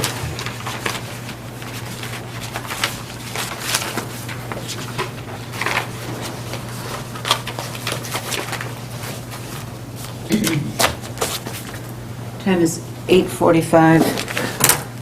I'll open the next hearing scheduled for 8 o'clock p.m. Case number 861A, the case of Richard Cristiano on a request for a special permit pursuant to Section 17368, conversion of dwellings for a proposed conversion to a two-family dwelling at 40 Powers Road, Littleton.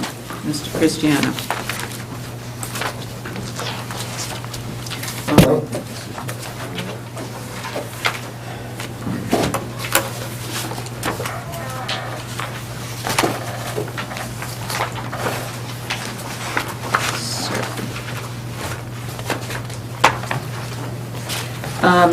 You were not here when they gave the order of things. You can present from a seat or standing position, it doesn't matter, we're pretty informal. After you present, the board gets to ask questions. When the board finishes asking questions, they'll see if there's any comments from other boards or departments, and then ask the abutters if they have any comments. So proceed, please. So, my wife and I have purchased the property at 40 Powers Road. There's an existing structure there. It was under construction when I bought it, so our intention is to finish it. We have a 26-year-old son who's autistic, and our intention is that he will live with two roommates and a caregiver in the existing house, which is the original house with an addition. And there's a foundation there as well, and we're going to complete the project by putting a home on the existing foundation that's there. So we will live on the same property, adjacent to my son, and our intention is that we want him, he's 26 years old now, as well as his two roommates, to live as independently as possible from us. So even though we would be next door and close by, he'll actually be living on his own with us. And our hope is that we can, and part of this would be that that's going to be a separate living with separate utilities, so that the three families that have their children in the existing house will split the utilities, and then we'll do separate utilities for our home that we're going to do. Now I'm totally confused. Sorry. Sorry to ask questions here? Go ahead. Okay. So you purchased this property. It has an existing house on it and an existing foundation. Yes, it was originally supposed to be one big house. It was finished halfway through. So basically, you're doing an accessory dwelling for a relative. I guess. No. No, this application is for conversion to a two-family. Because it's a prior to 1950 structure. Would it be What easier I to think- do this as an accessory? That's not what he's requesting. The two living sections are connected. It's physically connected. The original house and the addition onto that are all open and connected, yes. They're all connected. So that'll be Somehow one- I heard you say two separate structures. One big dwelling. It'll be one big dwelling. And then our section will go on to that, and that will be separate. So under the zoning bylaw, Cheryl, for two-family, he has an absolute right to convert a house that predates the 1951 zoning bylaw to a two-family dwelling. Is it 68? Is it 173-68, Bill? 831. Thank you. By simply... Was his house built? He says 1840 is the original house.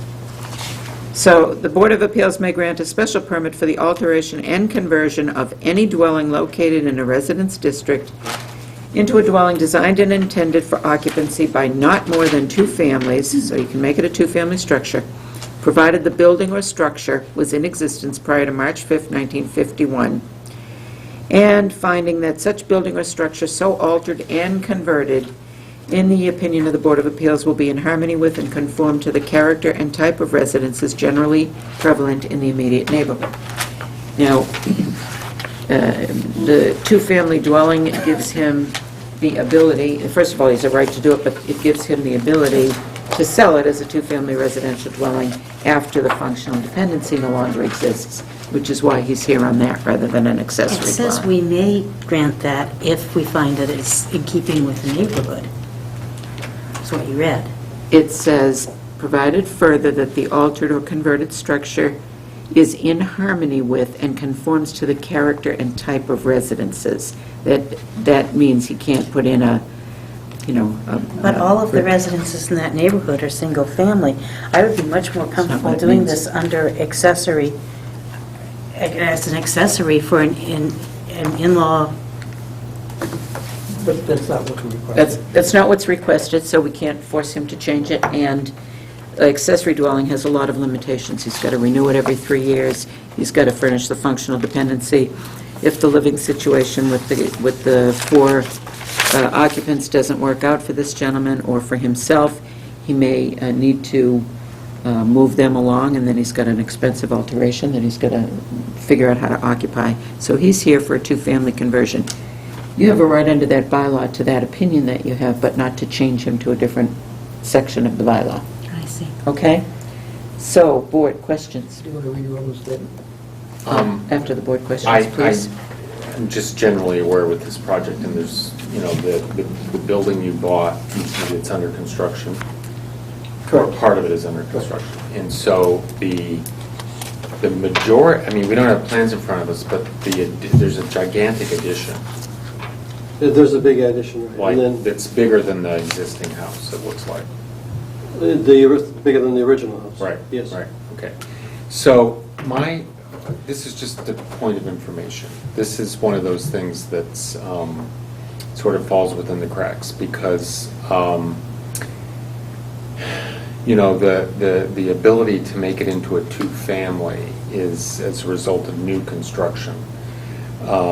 Though the property itself has the ability to make and, to be converted to a 2-family. So this is just and I'm not against this for this on the basis of this. I'm just putting it out there that, how does this work under our bylaw?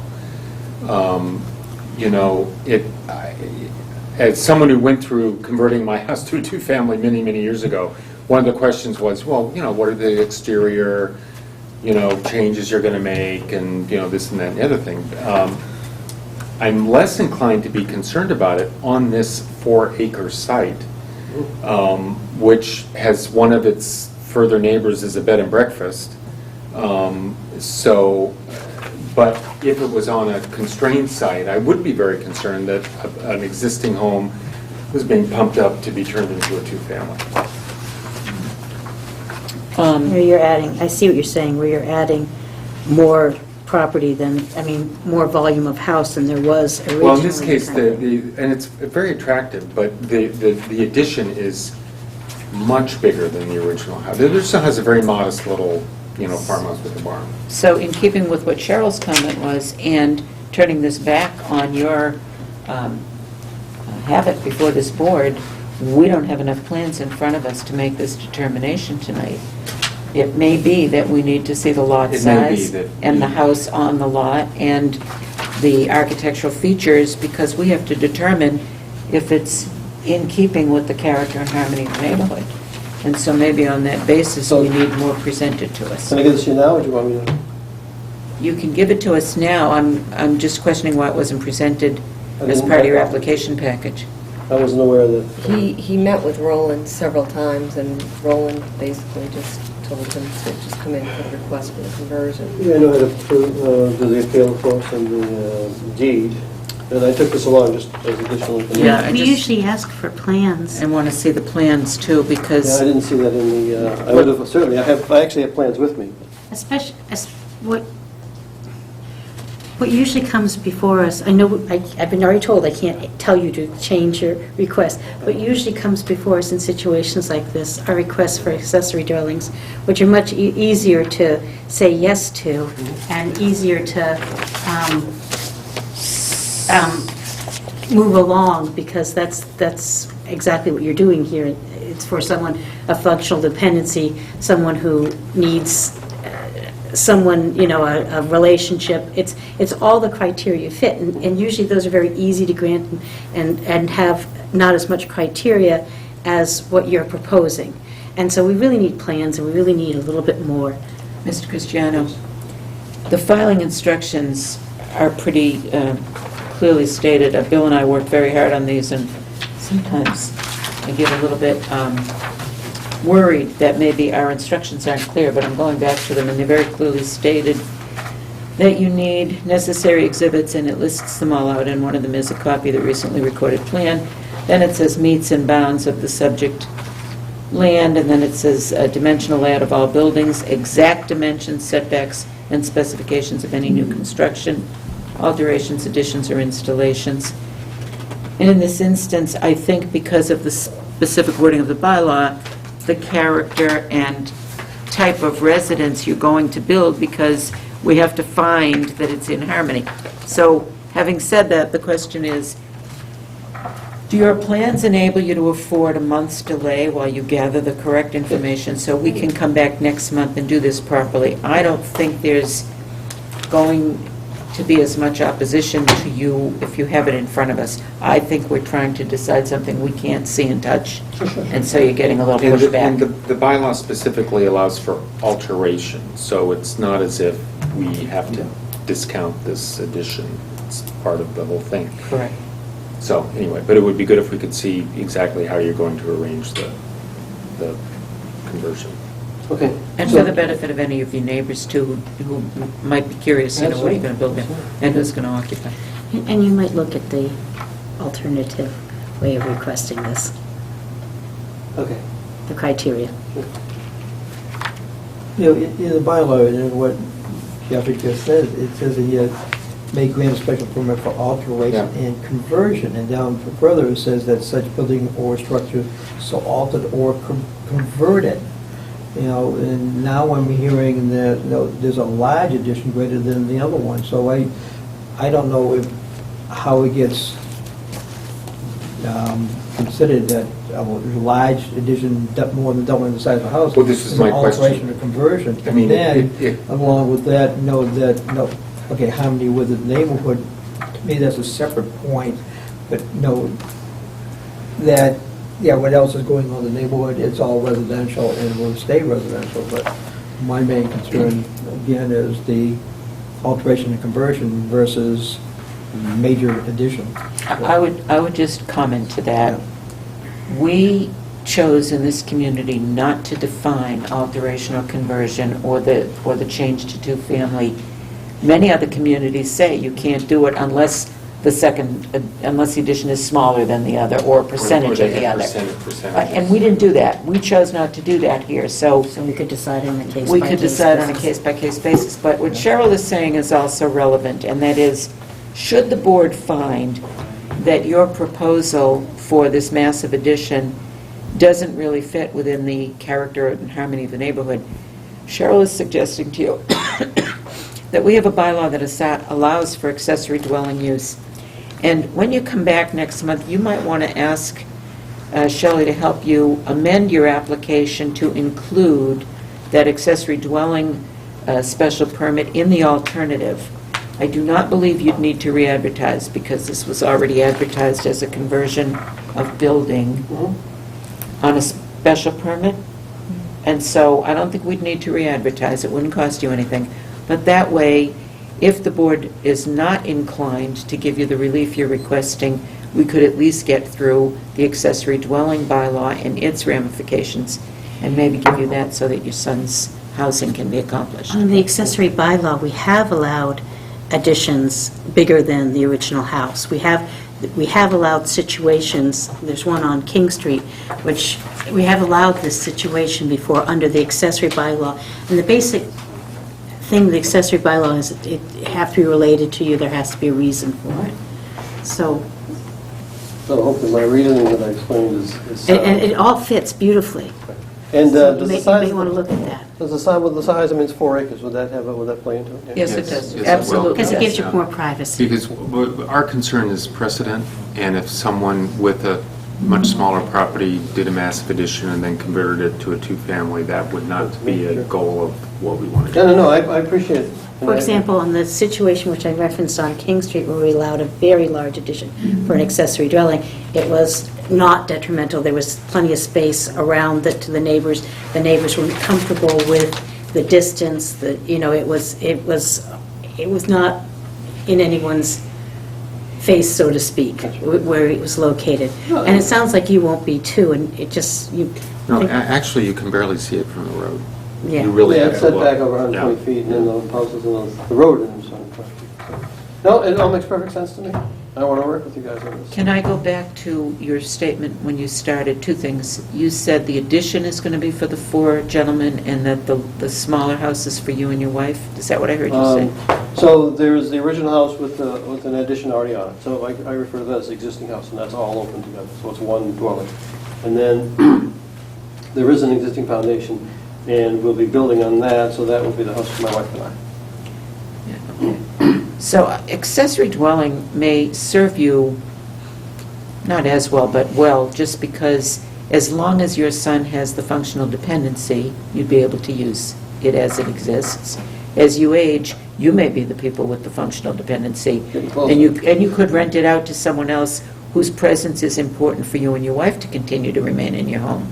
And if you sold it, you could sell it as an in-law apartment, successfully. So you may end up with a as equally valid and usable result. Our long-term goal, quite frankly, is this is hopefully our son's home for the rest of the life. Right, I understand. And if you guys pass on and Well, that's he's there, fine. then he could certainly have someone in the other side that was keeping an eye on these 4 gentlemen or whatever, has a help. So it is, think about the other way of approaching it. Shelley can And I tell you all just- about it. I was And I going to do say, Shelley, if just- you don't mind, I'll touch base with you. I do just want to read the comment from the building inspector to whatever help that gives you, and ask if there's any abutters on this hearing. Thank you. So the building inspector says, the applicant seeks a special permit to allow conversion of dwellings pursuant to Article 15 of the Littleton zoning bylaws. This office met informally with the applicant and can verify the attached documentation is accurate. I have attached the property card from the assessor's office, meaning the age of the structure, I'm sure, no further comment. So again, I think if you come back, let's continue you for a month. You'll have a few more things to show us, and we'll have a And you better want to see what it picture. looks like, so some plans as well as maybe a plot plan. Yes, please. Sounds good. Thanks for your time. Okay, so I'll take a motion to continue this to October 15th at 7:30. You did a 45 already, 7:45 already? Yes. It was Well, 7:30. let's... Do we have a 7:30? Okay, 7:30. 7:30. Right, Madam Chair, I make a motion that we continue this hearing to October 15th, 2015, at 7:30 PM. That sounds good. Second, please. I'll second. All in favor? Aye. Aye. Set? If we can get the plans at least 1 week prior. so we Yes. can have it. No, I haven't, so I can provide it. Oh, yeah, give it to us sooner rather than later, but talk to Shelley. Do help him convert to the Yeah, alternative. this is kind of, me and Roland interpreted this different, that it was just like that 123 King Street, and it was just It may very well the be. interior criteria and didn't need all this full, but we kind of misadvised him that he No, don't need the no, it's house a, plans and all we that may stuff. still go along with a two-family conversion, but let him have the alternative so he doesn't go home without the cutie Yeah. prize if he comes all this way and does all this work. Well, the other one's so much That'll be easier. the first time. The other one's so much easier to grant. Okay. Yeah, actually, I should study a little bit more, because, I'm obviously, this is for my son's long-term security. Right. So whatever was going to work out best for him. You're not building it to resell it as a two-family. It's a blessing that you're doing this. They'll probably bury me out there, but that's probably another zoning. So, all right, so well, thank you for your time, and I'll see you Thank tomorrow. you. Good luck. I have a Yeah, check for we'll you. talk on Monday. And can I give the check for the those pickup?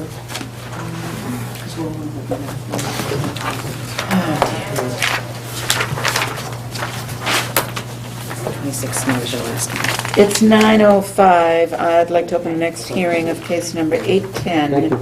Case number 860, sorry, case to be heard at 810, case number 862A, a case of Raymond and Lorna Rush on a request for a special permit variance pursuant to section 17331, intensity of use schedule on a side setback, and section 173-10B1, non-conforming uses and structures for a proposed addition at 26 Snow Drive.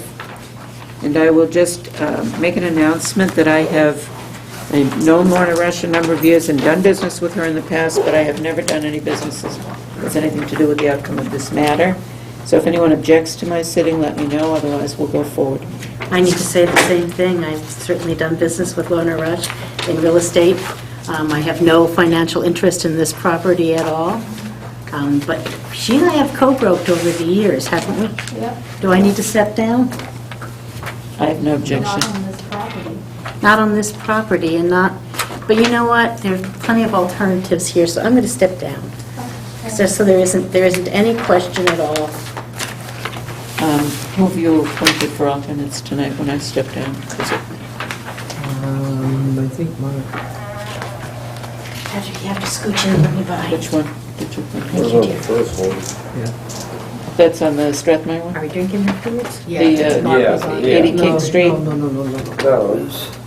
Before you, I stood down on 80 King and I stood down on the continuance of Westchester. What? Who's on 80 King? Which alternate is on 80 King? Mark and Rod. On the music. He addressed it, it's white. Mark. It's Mark's there. 60% covered. Mark's the alternate on music. Okay, so we're you're the alternate on this one, please. It's too bad. It's too bad is that this is the second. This is what we're, yeah, that should be graphical.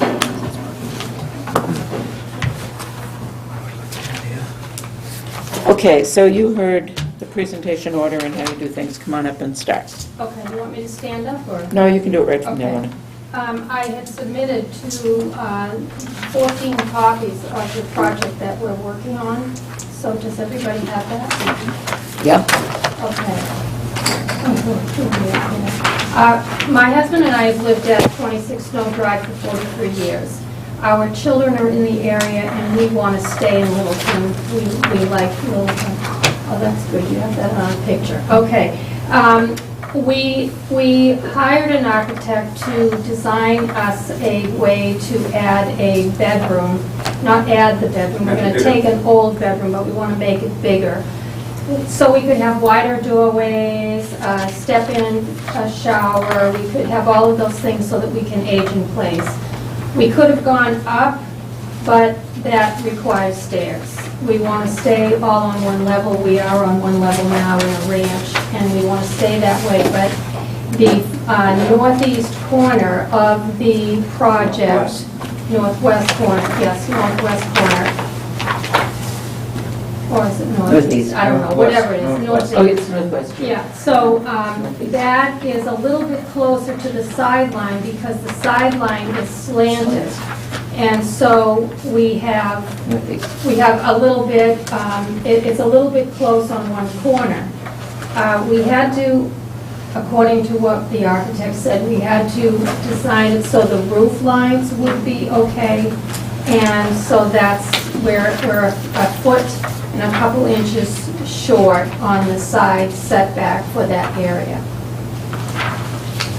We're not adding a bedroom, we're taking the old bedroom that's there and making some of that a bathroom and closet, and then making a bedroom. Okay, so I'm first going to run through how this property is already non-conforming, because you're here on two positions, a request for change, extension, or alteration of a pre-existing non-conforming structure, and according to the most recent change to our bylaw, if we find that you're adding any new non-conforming dimensions, then we have to go to the variance. So let's start with how the property's non-conforming. And do you want to run them down, Bill, or you want me to? We have a lot size of 12,511 instead of the usual 1 acre. Our lot frontage is short, I think I've got you at 108 instead of the 150.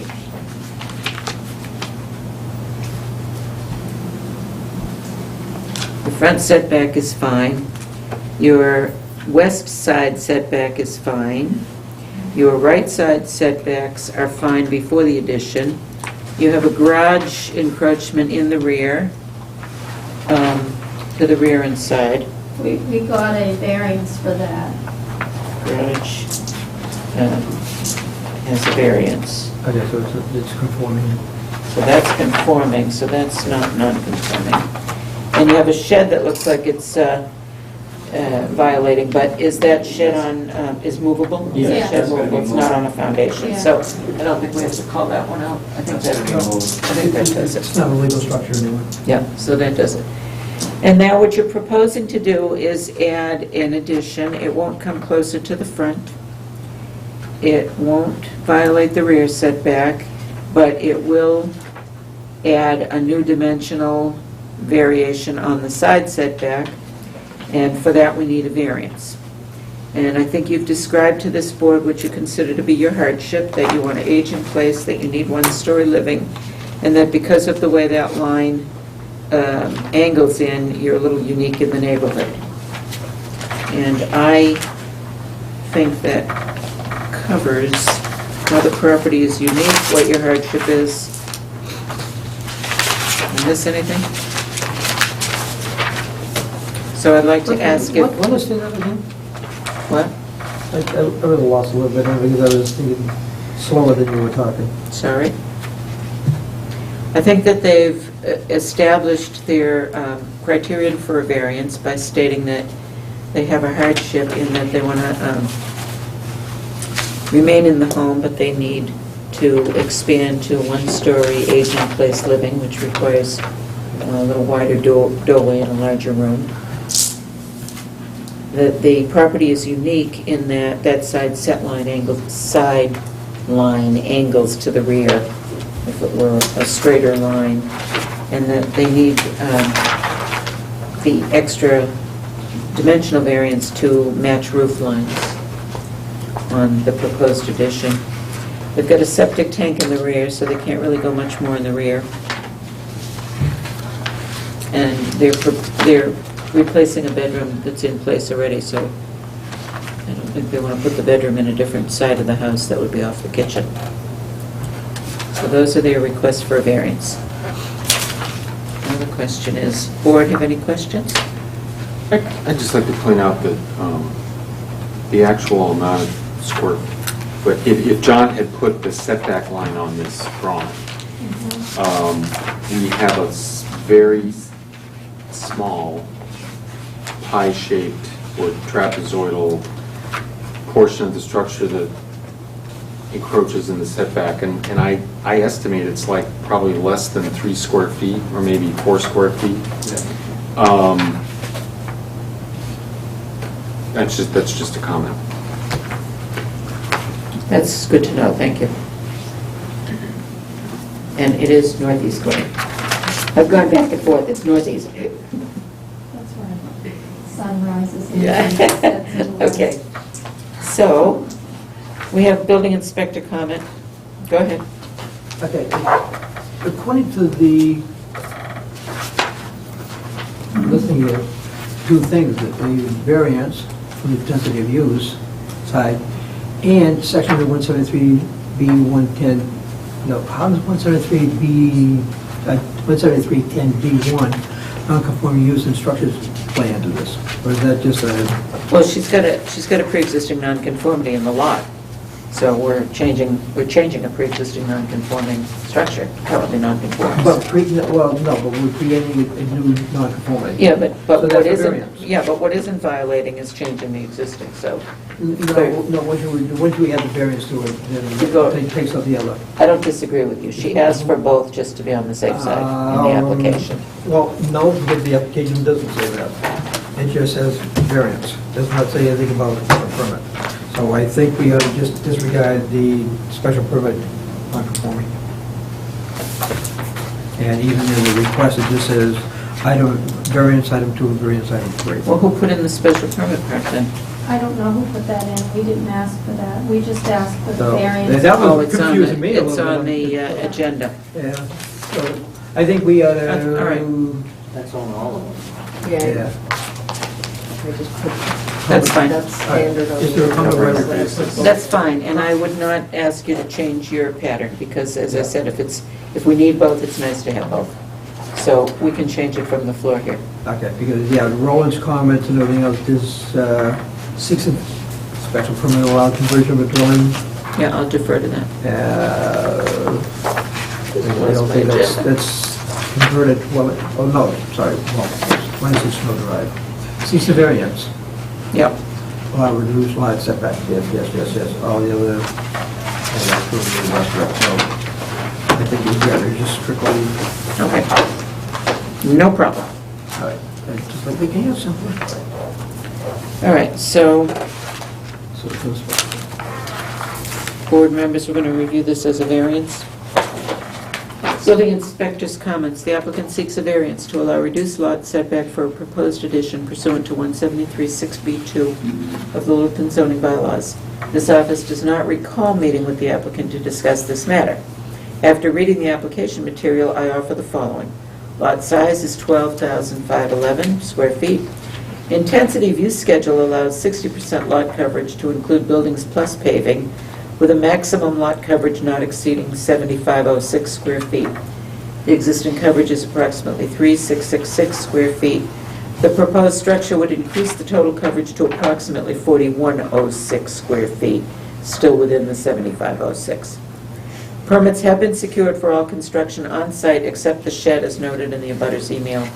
A variance was granted in '98 for reduced lot setback of a detached garage. The variance was issued, but there was discussion regarding the reserve area for septic system repair. I see no comments from the Littleton Board of Health regarding this proposal. In conclusion, I believe the application lacks the necessary hardship criteria as noted in MGL Chapter 48, Section 10, and Littleton zoning bylaw 173-6B2. And what does it say about the that's the criteria septic for permit? variance for hardship. Yeah, what's it say about the septic permit? I just want to see that. That came before the board in 1998. Let's see, that was Mike Knupp, me, Julia Adams, Sally Bowers, and John Cantino. And that said, we found the garage presented a hardship to the petitioners. Construction of the garage within the setback requirements is not possible without infringing on the expansion area for the septic system and without eliminating an existing deck to allow adequate approach options. Further, the board found that granting relief from the setback requirements would not create any detriment to the zoning to the neighborhood, nor would it derogate from the intent of the zoning bylaw. Now, this building inspector said the variance was issued, but there was discussion regarding the reserve area. So he didn't say anything. Which is in what you just read. Yeah. Where they granted the variance because it would encroach into the reserve area. Which means that your approximate septic location on this map must have a reserve area shown behind and to the west. This doesn't encroach in any of the septic reserve area. Now, this addition does not. No. What he's saying is that the hardship on your garage was because it did. And what he's saying is this addition does not encroach into the reserve area, and therefore he doesn't see that the requisite hardship is met on this one. That's what the building inspector's comment says. We didn't say that it encroached on the septic. We didn't mention anything about the septic. And you're telling us now it doesn't. No, it does not. Okay. It doesn't go into the area where we have for reserve, which is to the right of the garage. and that's all open area there. Okay, so let's hear from abutters, and I do have an abutter letter in here. So any abutters to this? Go ahead. David Campbell, 32 Snow Drive, we're in full support of the project. Thank you. Why, because they still want to live near you? Yeah. We couldn't get better neighbors, so we'd like to keep Keep these and keep our efforts. And what if they sell to lousy neighbors? Are you troubled by the de No. minimis amount of We're not encroachment gonna into the die side there. setback? It's minor. It's good. Okay, I also have a letter from a Donna Hayes to the Board of Appeals. I've been invited to the public hearing on Thursday, 9/17/15, to hear Case 862A, Raymond and Lorna Rush's request for special permit variance for a proposed addition at 26 Snow Drive. I am unable to attend this meeting. I ask the board to reconsider granting this permit or variance for the following reasons. I've lived behind this residence since 1988. Many modifications and additions have been made to this existing property, which has resulted in taking away yard space. This addition will take away even more of their existing yard. As it is, the owners use the area behind and to the side of the garage for storage. This storage abuts my property and is out of the owner's view.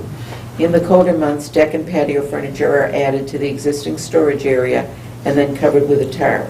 This is unsightly from my backyard. Also, I don't see plans for placement of the existing shed. Moving this shed that is presently on the Campbell's property sideline to the backyard will further impact the view from my property. I fear resale value of my property to be at risk with this addition. I invite the board to consider and view my concerns before granting this permit. Thank you in advance for my consideration. Okay, and that's from Donna Hayes. Can I challenge that? Yeah.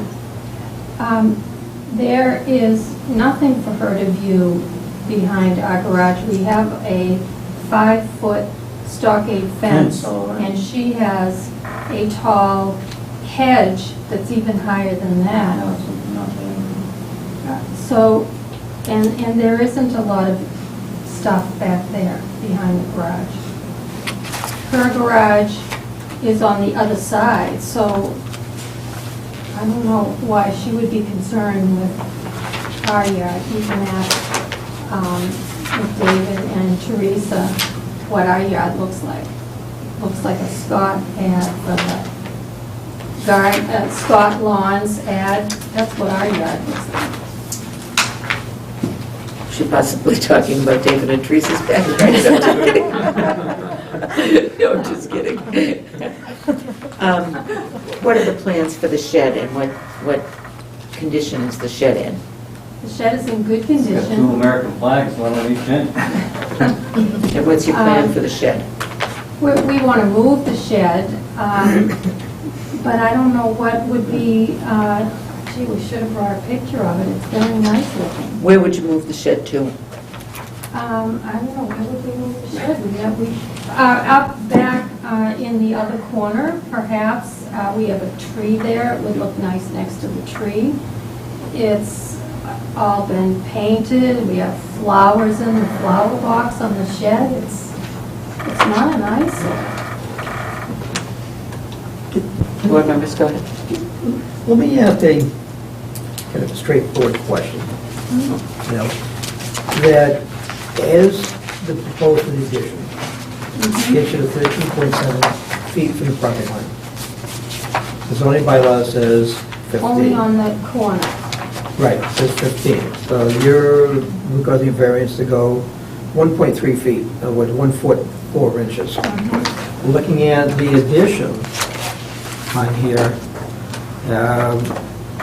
no, it's 15 feet plus some other dimension that just a plus or minus on 3.8, roughly 4, 19 feet wide. Was an effort in that, so how much of an effort to actually shrink that up of 1 foot 4 inches, which is only 16 inches, so that you don't need a variance, don't have to show a hardship or anything else. Well, the way that the plans are drawn makes it look aesthetically pleasing to everybody who would see it. And instead of looking like one big, long structure, which isn't very attractive, the architect added a little bit more dimension so that it would be attractive to Mrs. Hayes there, Donna Hayes, I guess, I don't know. Right, and you know, for many years, I was building inspector zoning officer, and I always ran through the people that come to me, and that was always a basic question, okay? Could you squeeze it up? No, and whatever else, and a lot of people had different reasons why they couldn't, why it was really necessary, you know? And, you know, the zoning is written as, no, not what I want, but what I need by, you know, your needs. And that's why I asked the question, did you look at squeezing it up, and, you know, if you could, why so, because that answers in for us to establishing a hardship. Right, well, if we make it smaller, then we're not going to have the space that we feel that we need on the inside. And if we're going to spend all this money on doing an addition, we want one that's going to be aesthetically pleasing outside and useful on the inside. And where everything has to be made wider and more open, it takes more space. I have to just go back to Jeff's comment as well, and that is the objector, Mrs. Hayes Murphy, is objecting to taking up more yard space, and in reality, aside from this tiny little corner of maybe 3 square feet, the yard space would be taken up the same way without a variance. Well, I'm wondering if we could think of the hardship as the angled property line relating to the addition, because for, you know, 90% of that side, it's totally conforming and reasonable in size and everything. It's just that one little, and it's really a little corner. It's certainly I mean, unique. if you had a parallel property line and you were proposing this and it was 13, I don't think I could support it, because there's no, you know, there's nothing relating to the land that, but in this case, I think we could make that argument. People, you know, might not agree with it, but and you know, and I guess you know, responding to the abutter's comments, none of her, there's nothing about granting this variance that would alter her experience of your addition. I mean, everything's as of right, you know, so I don't, while, you know, we are here to hear those kind of concerns, in this case, I don't think that granting this variance would have any impact on her, you know, the enjoyment of her property based on what you could do as of right. And I'm not sure how us doing something in our yard would have an effect on her. She can't even see in our yard with a 5-foot fence. Well, it does, and that's what we have to go by here, Yeah. both of you, because the bylaw says we need a certain setback to property lines. Right. And you're here for a variance, and as Bill said, the variance isn't your entitlement as of right, and we don't grant it because of what you want. Right. We have to find that you have a need. So an abutter came forward in support, but another abutter came forward and said, I really like to see more green space, and lots here are small to begin with, and the more house you put on this lot, the less green space I'm seeing in my view. It's a fair comment from a neighbor. So at least one member of the board finds that there's a hardship owing to the topography of your lot line, shape of your lot line. And I would like to point out that the only abutter affected, you know, really specifically affected by this is here in support of your project. Right. Yeah, that's the one who it matters to. I think it'll be very pleasing for her to look on this property. I mean, we take really good Bill. care about it. One further question? Yeah. To your neighbors and abutters to the right side, where is their house located in relationship to that property line? David and Teresa's house? Yep. It is off the side behind the shed. Do the you know side of how the shed. close is it? Do you know how close? Yeah. Do you know how close your house is to that property line? The line? A rough number? 20 feet probably?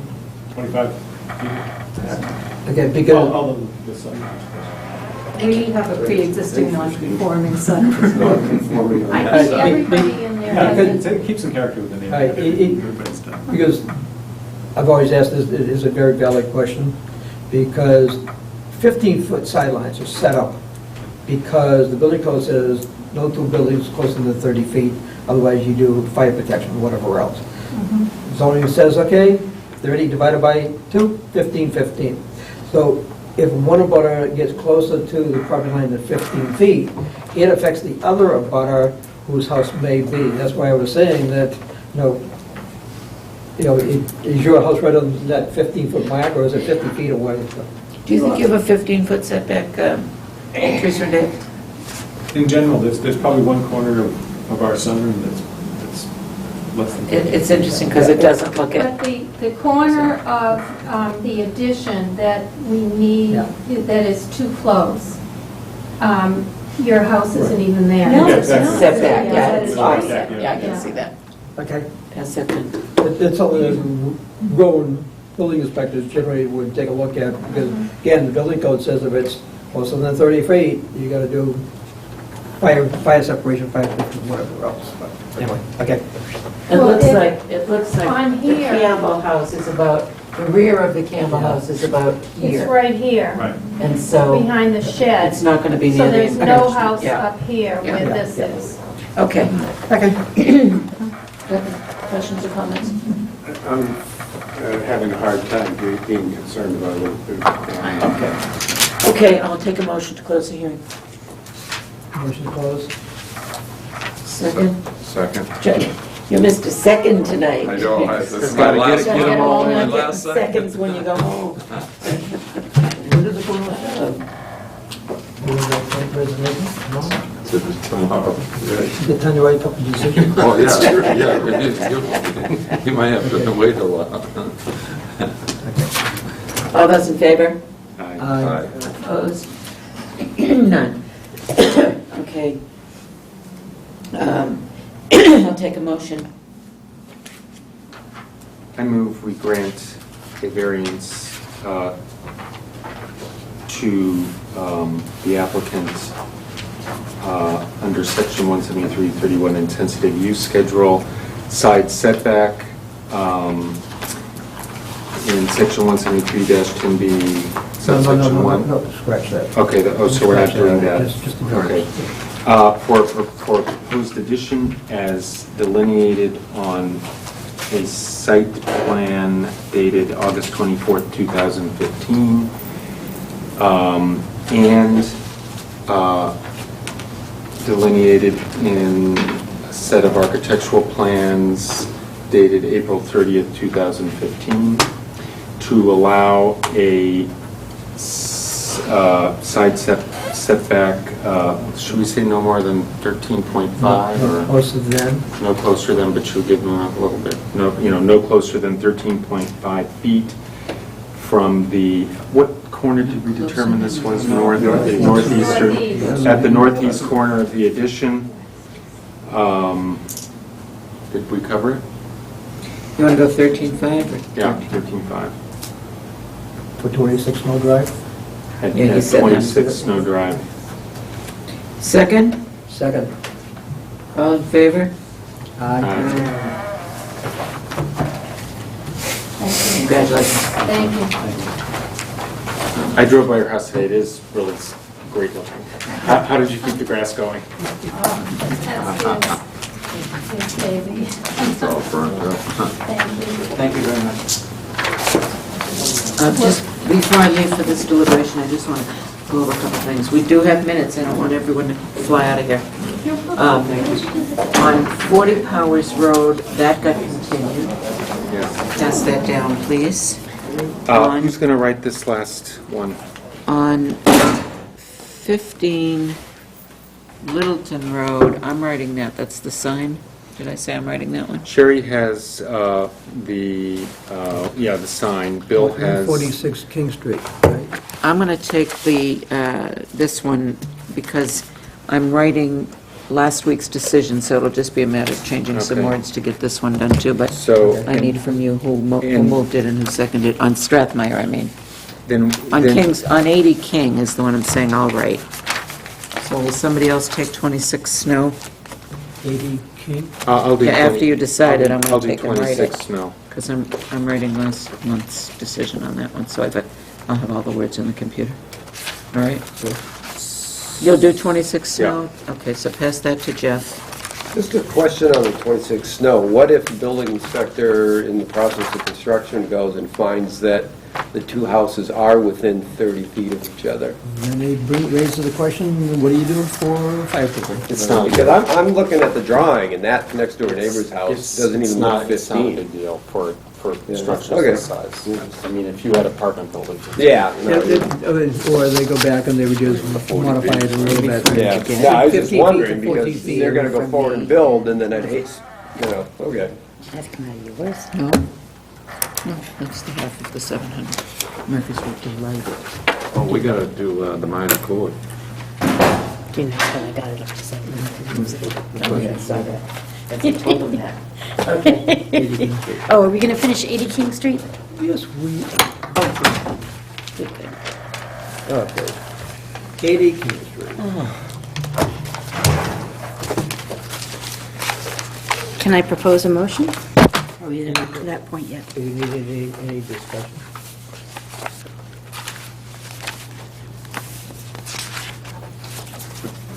Wait for Jeff to get back. Are we okay? Yeah, wait for Jeff to get back. Oh. That's all right, I gotta find my notes anyway. Where's the voting alternate on that? 80 King is Mark.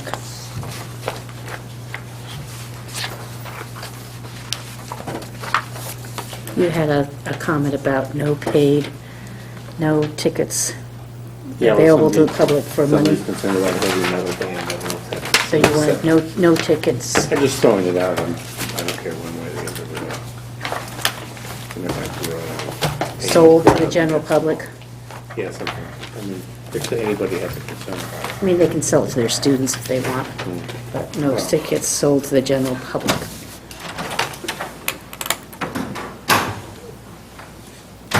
Or whether there's no paid attendance. I don't care if they have parents. No, paid attendance. You said no tickets sold to general Yeah, public. but if they charge the parents for the recital, That's active for donations, not charging. Not necessarily, because the dance studio, for example, sells tickets to their patrons for their dance recitals. And I could see a case where someone might want to do that because they have to hire other things. I just don't want tickets sold to the general public. That's, I think, what Rod was trying to say. Well, it's just something to prevent a band from coming in and then selling tickets to you for a Okay. concert. That kind. And, it's small enough that I think that's self-limiting anyway. Yeah, but if we have no tickets sold to the general public, I think that covers your concerns, but still allows him, if he has, Instead of wording as tickets, let's say no paid attendance. I mean, tickets is a loose Yeah. word you can get around too easy. Yeah, that's- Paid attendance? Well, if the student is with a teacher and the student is paying, yeah, I think we the have, student has a paid attendance. Well- I would just, it's, recital shall not be open to the general It's not a paid public? attendance. I think limiting the number is, Enough? yeah, because. Okay, And, all right. and frankly, there's not enough parking to have more than 25 people. Okay, I know. we're saying 25 people total or 25? Total, Students. no, including Total. total, Students. 25 and not past Persons. 9 PM. at assembly. But since you're rolling this into the special permit side. Right. So when the business goes, that go, okay, so that's the variance, okay. If Right. they That was do a something different, they'll qualification have to come back and go through the same thing. And if we have, and want to make sure we make note of the time, Bill, that not past 9 PM. Okay, so we get limited 25 persons at the assembly, not after 9 PM. I think you better propose the motion then. Well, is there any other discussion that we need to get before we get to? Okay. and- We've tortured Okay, him enough. factual items, though, we need to cover to make sure, because it's going to be findings, and then you get into it.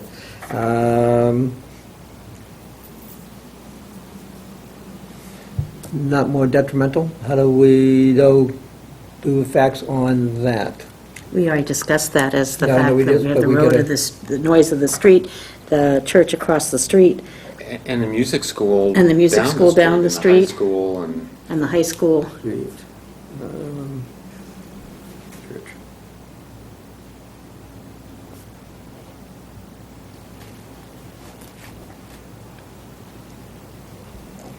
High school. And Indian Hill Arts.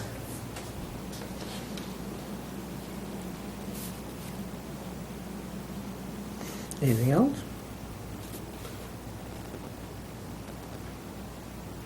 Heavy traffic. Yep. That's the noise of the street.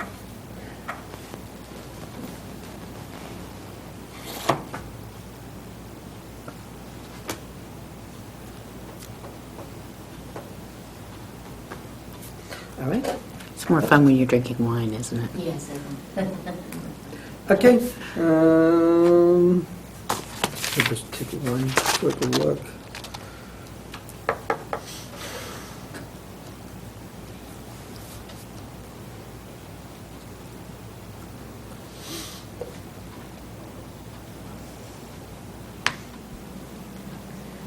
Okay, what do we have on the neighborhood, including issues such as traffic, adequate parking, and any great noise, et cetera? And, no, should we have any, no impact, no adverse impact on the neighborhood? It's an existing business now. Yeah, but it's I think we different- could find that there's no adverse impact. And the abutter, the, you know. Butters are in support. Yeah. I didn't know that's where Diane lived. Right next As I door. sit in traffic dropping my kid off at high school, now I know who lives in that house. Just the house to the left. Yeah, My husband grew up in that. really? He did. How long has she been there? I thought she was. And they're very active in the church across the street. Oh, yeah. All right. Who would like to Yes, make a motion? that's Michael. Corey's parents, yes. Who would like to make a motion? I can't, because I No. wasn't here last month. I think you Yeah, should make Earl it. McElroy. Make it. Oh. Have you written it down? I'll read it if you've written it down. No, go ahead. I haven't written, I just put down facts. I'll give it a shot. I make a motion that we grant the petitioner's request for a special permit for the use of the property as a retail business that will provide a recital room for musical performances. Do we need to put our restrictions? With the restriction of no more than 25 persons and no performance after the 9 o'clock in the evening, 9 p.m. And for 80 King Street. at 80 King Street. I'll second it. Or, John, do you want to second it? I can't. I wasn't here for the Yeah, last wait, meeting. wait. I'll second it then, if you want to share the wealth. I'm happy to. Mike, you did the second? Yes. Any further discussion?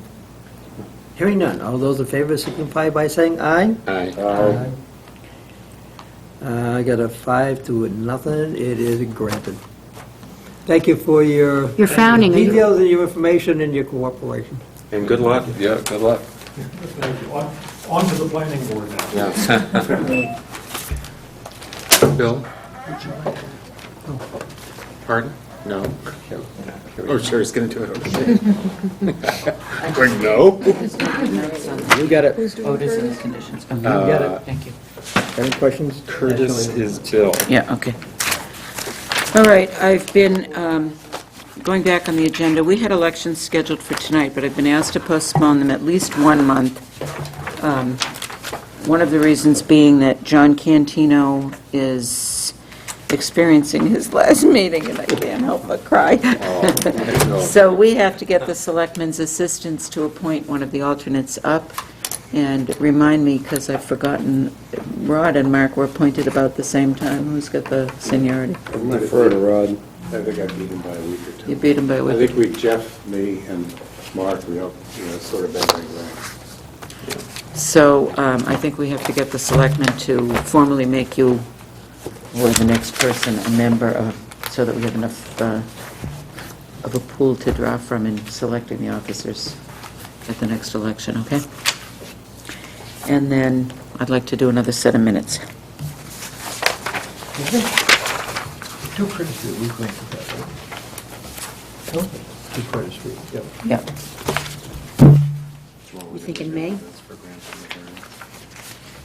Yeah, I'm thinking May next. So I'm going to go for May's. We did April. We did April's. You should have some.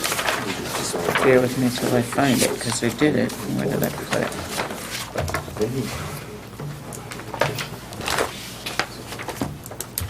April we did. This May. Maybe I don't have any changes to May, but...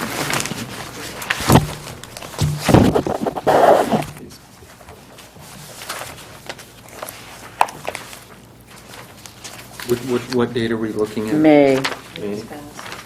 This is a silly question, but reappointing Cheryl, it's a 5-0, that means one can vote for themselves. I'm sorry, I didn't hear you.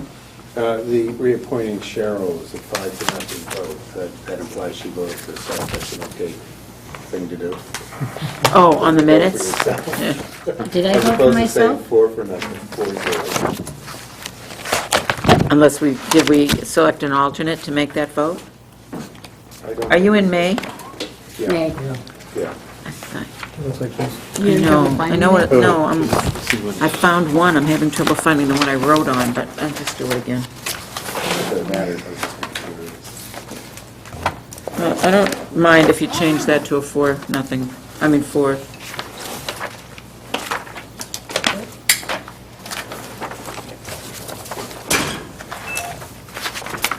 Good with that?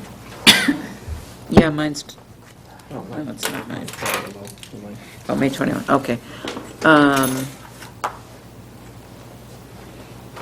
Choose reappoint, okay. Oh, I have it, sorry. 7:30 PM, case 853A, 10 Dogwood Road, the very last line. It says Foss of 7 Cedar Road, also, cross out, whatever that word is, supported, cross out the word the, approval of the addition. And that was the only comment I had on it. Anyone else? Steve Foss of 7 Cedar Road also supported. Approval of the addition. Okay. That's it. Anybody want to make a motion? My motion to close. Got to approve May, subject to the changes. Motion to close your attention. Yeah. John, I'll second that. Who approved it? John. Seconded by Bill. All those in favor signify by saying aye. Aye. Opposed? Okay. Now, Go ahead, John. I will entertain a motion to close. Shelley, I'm going to take June, and if it's in Word format, I'm going to just redline it, because there's a lot of small changes on grammar, okay? It's a complicated hearing on 547 Great Road, and I want to just clean it up a little, okay? John. What? You want me to write that? No, the motion to adjourn? Second. All those in favor? Oh, yeah, there you go, thank you. Aye. That's a good. Wow. That's wonderful. Are we we done? Can I turn off the? We're done?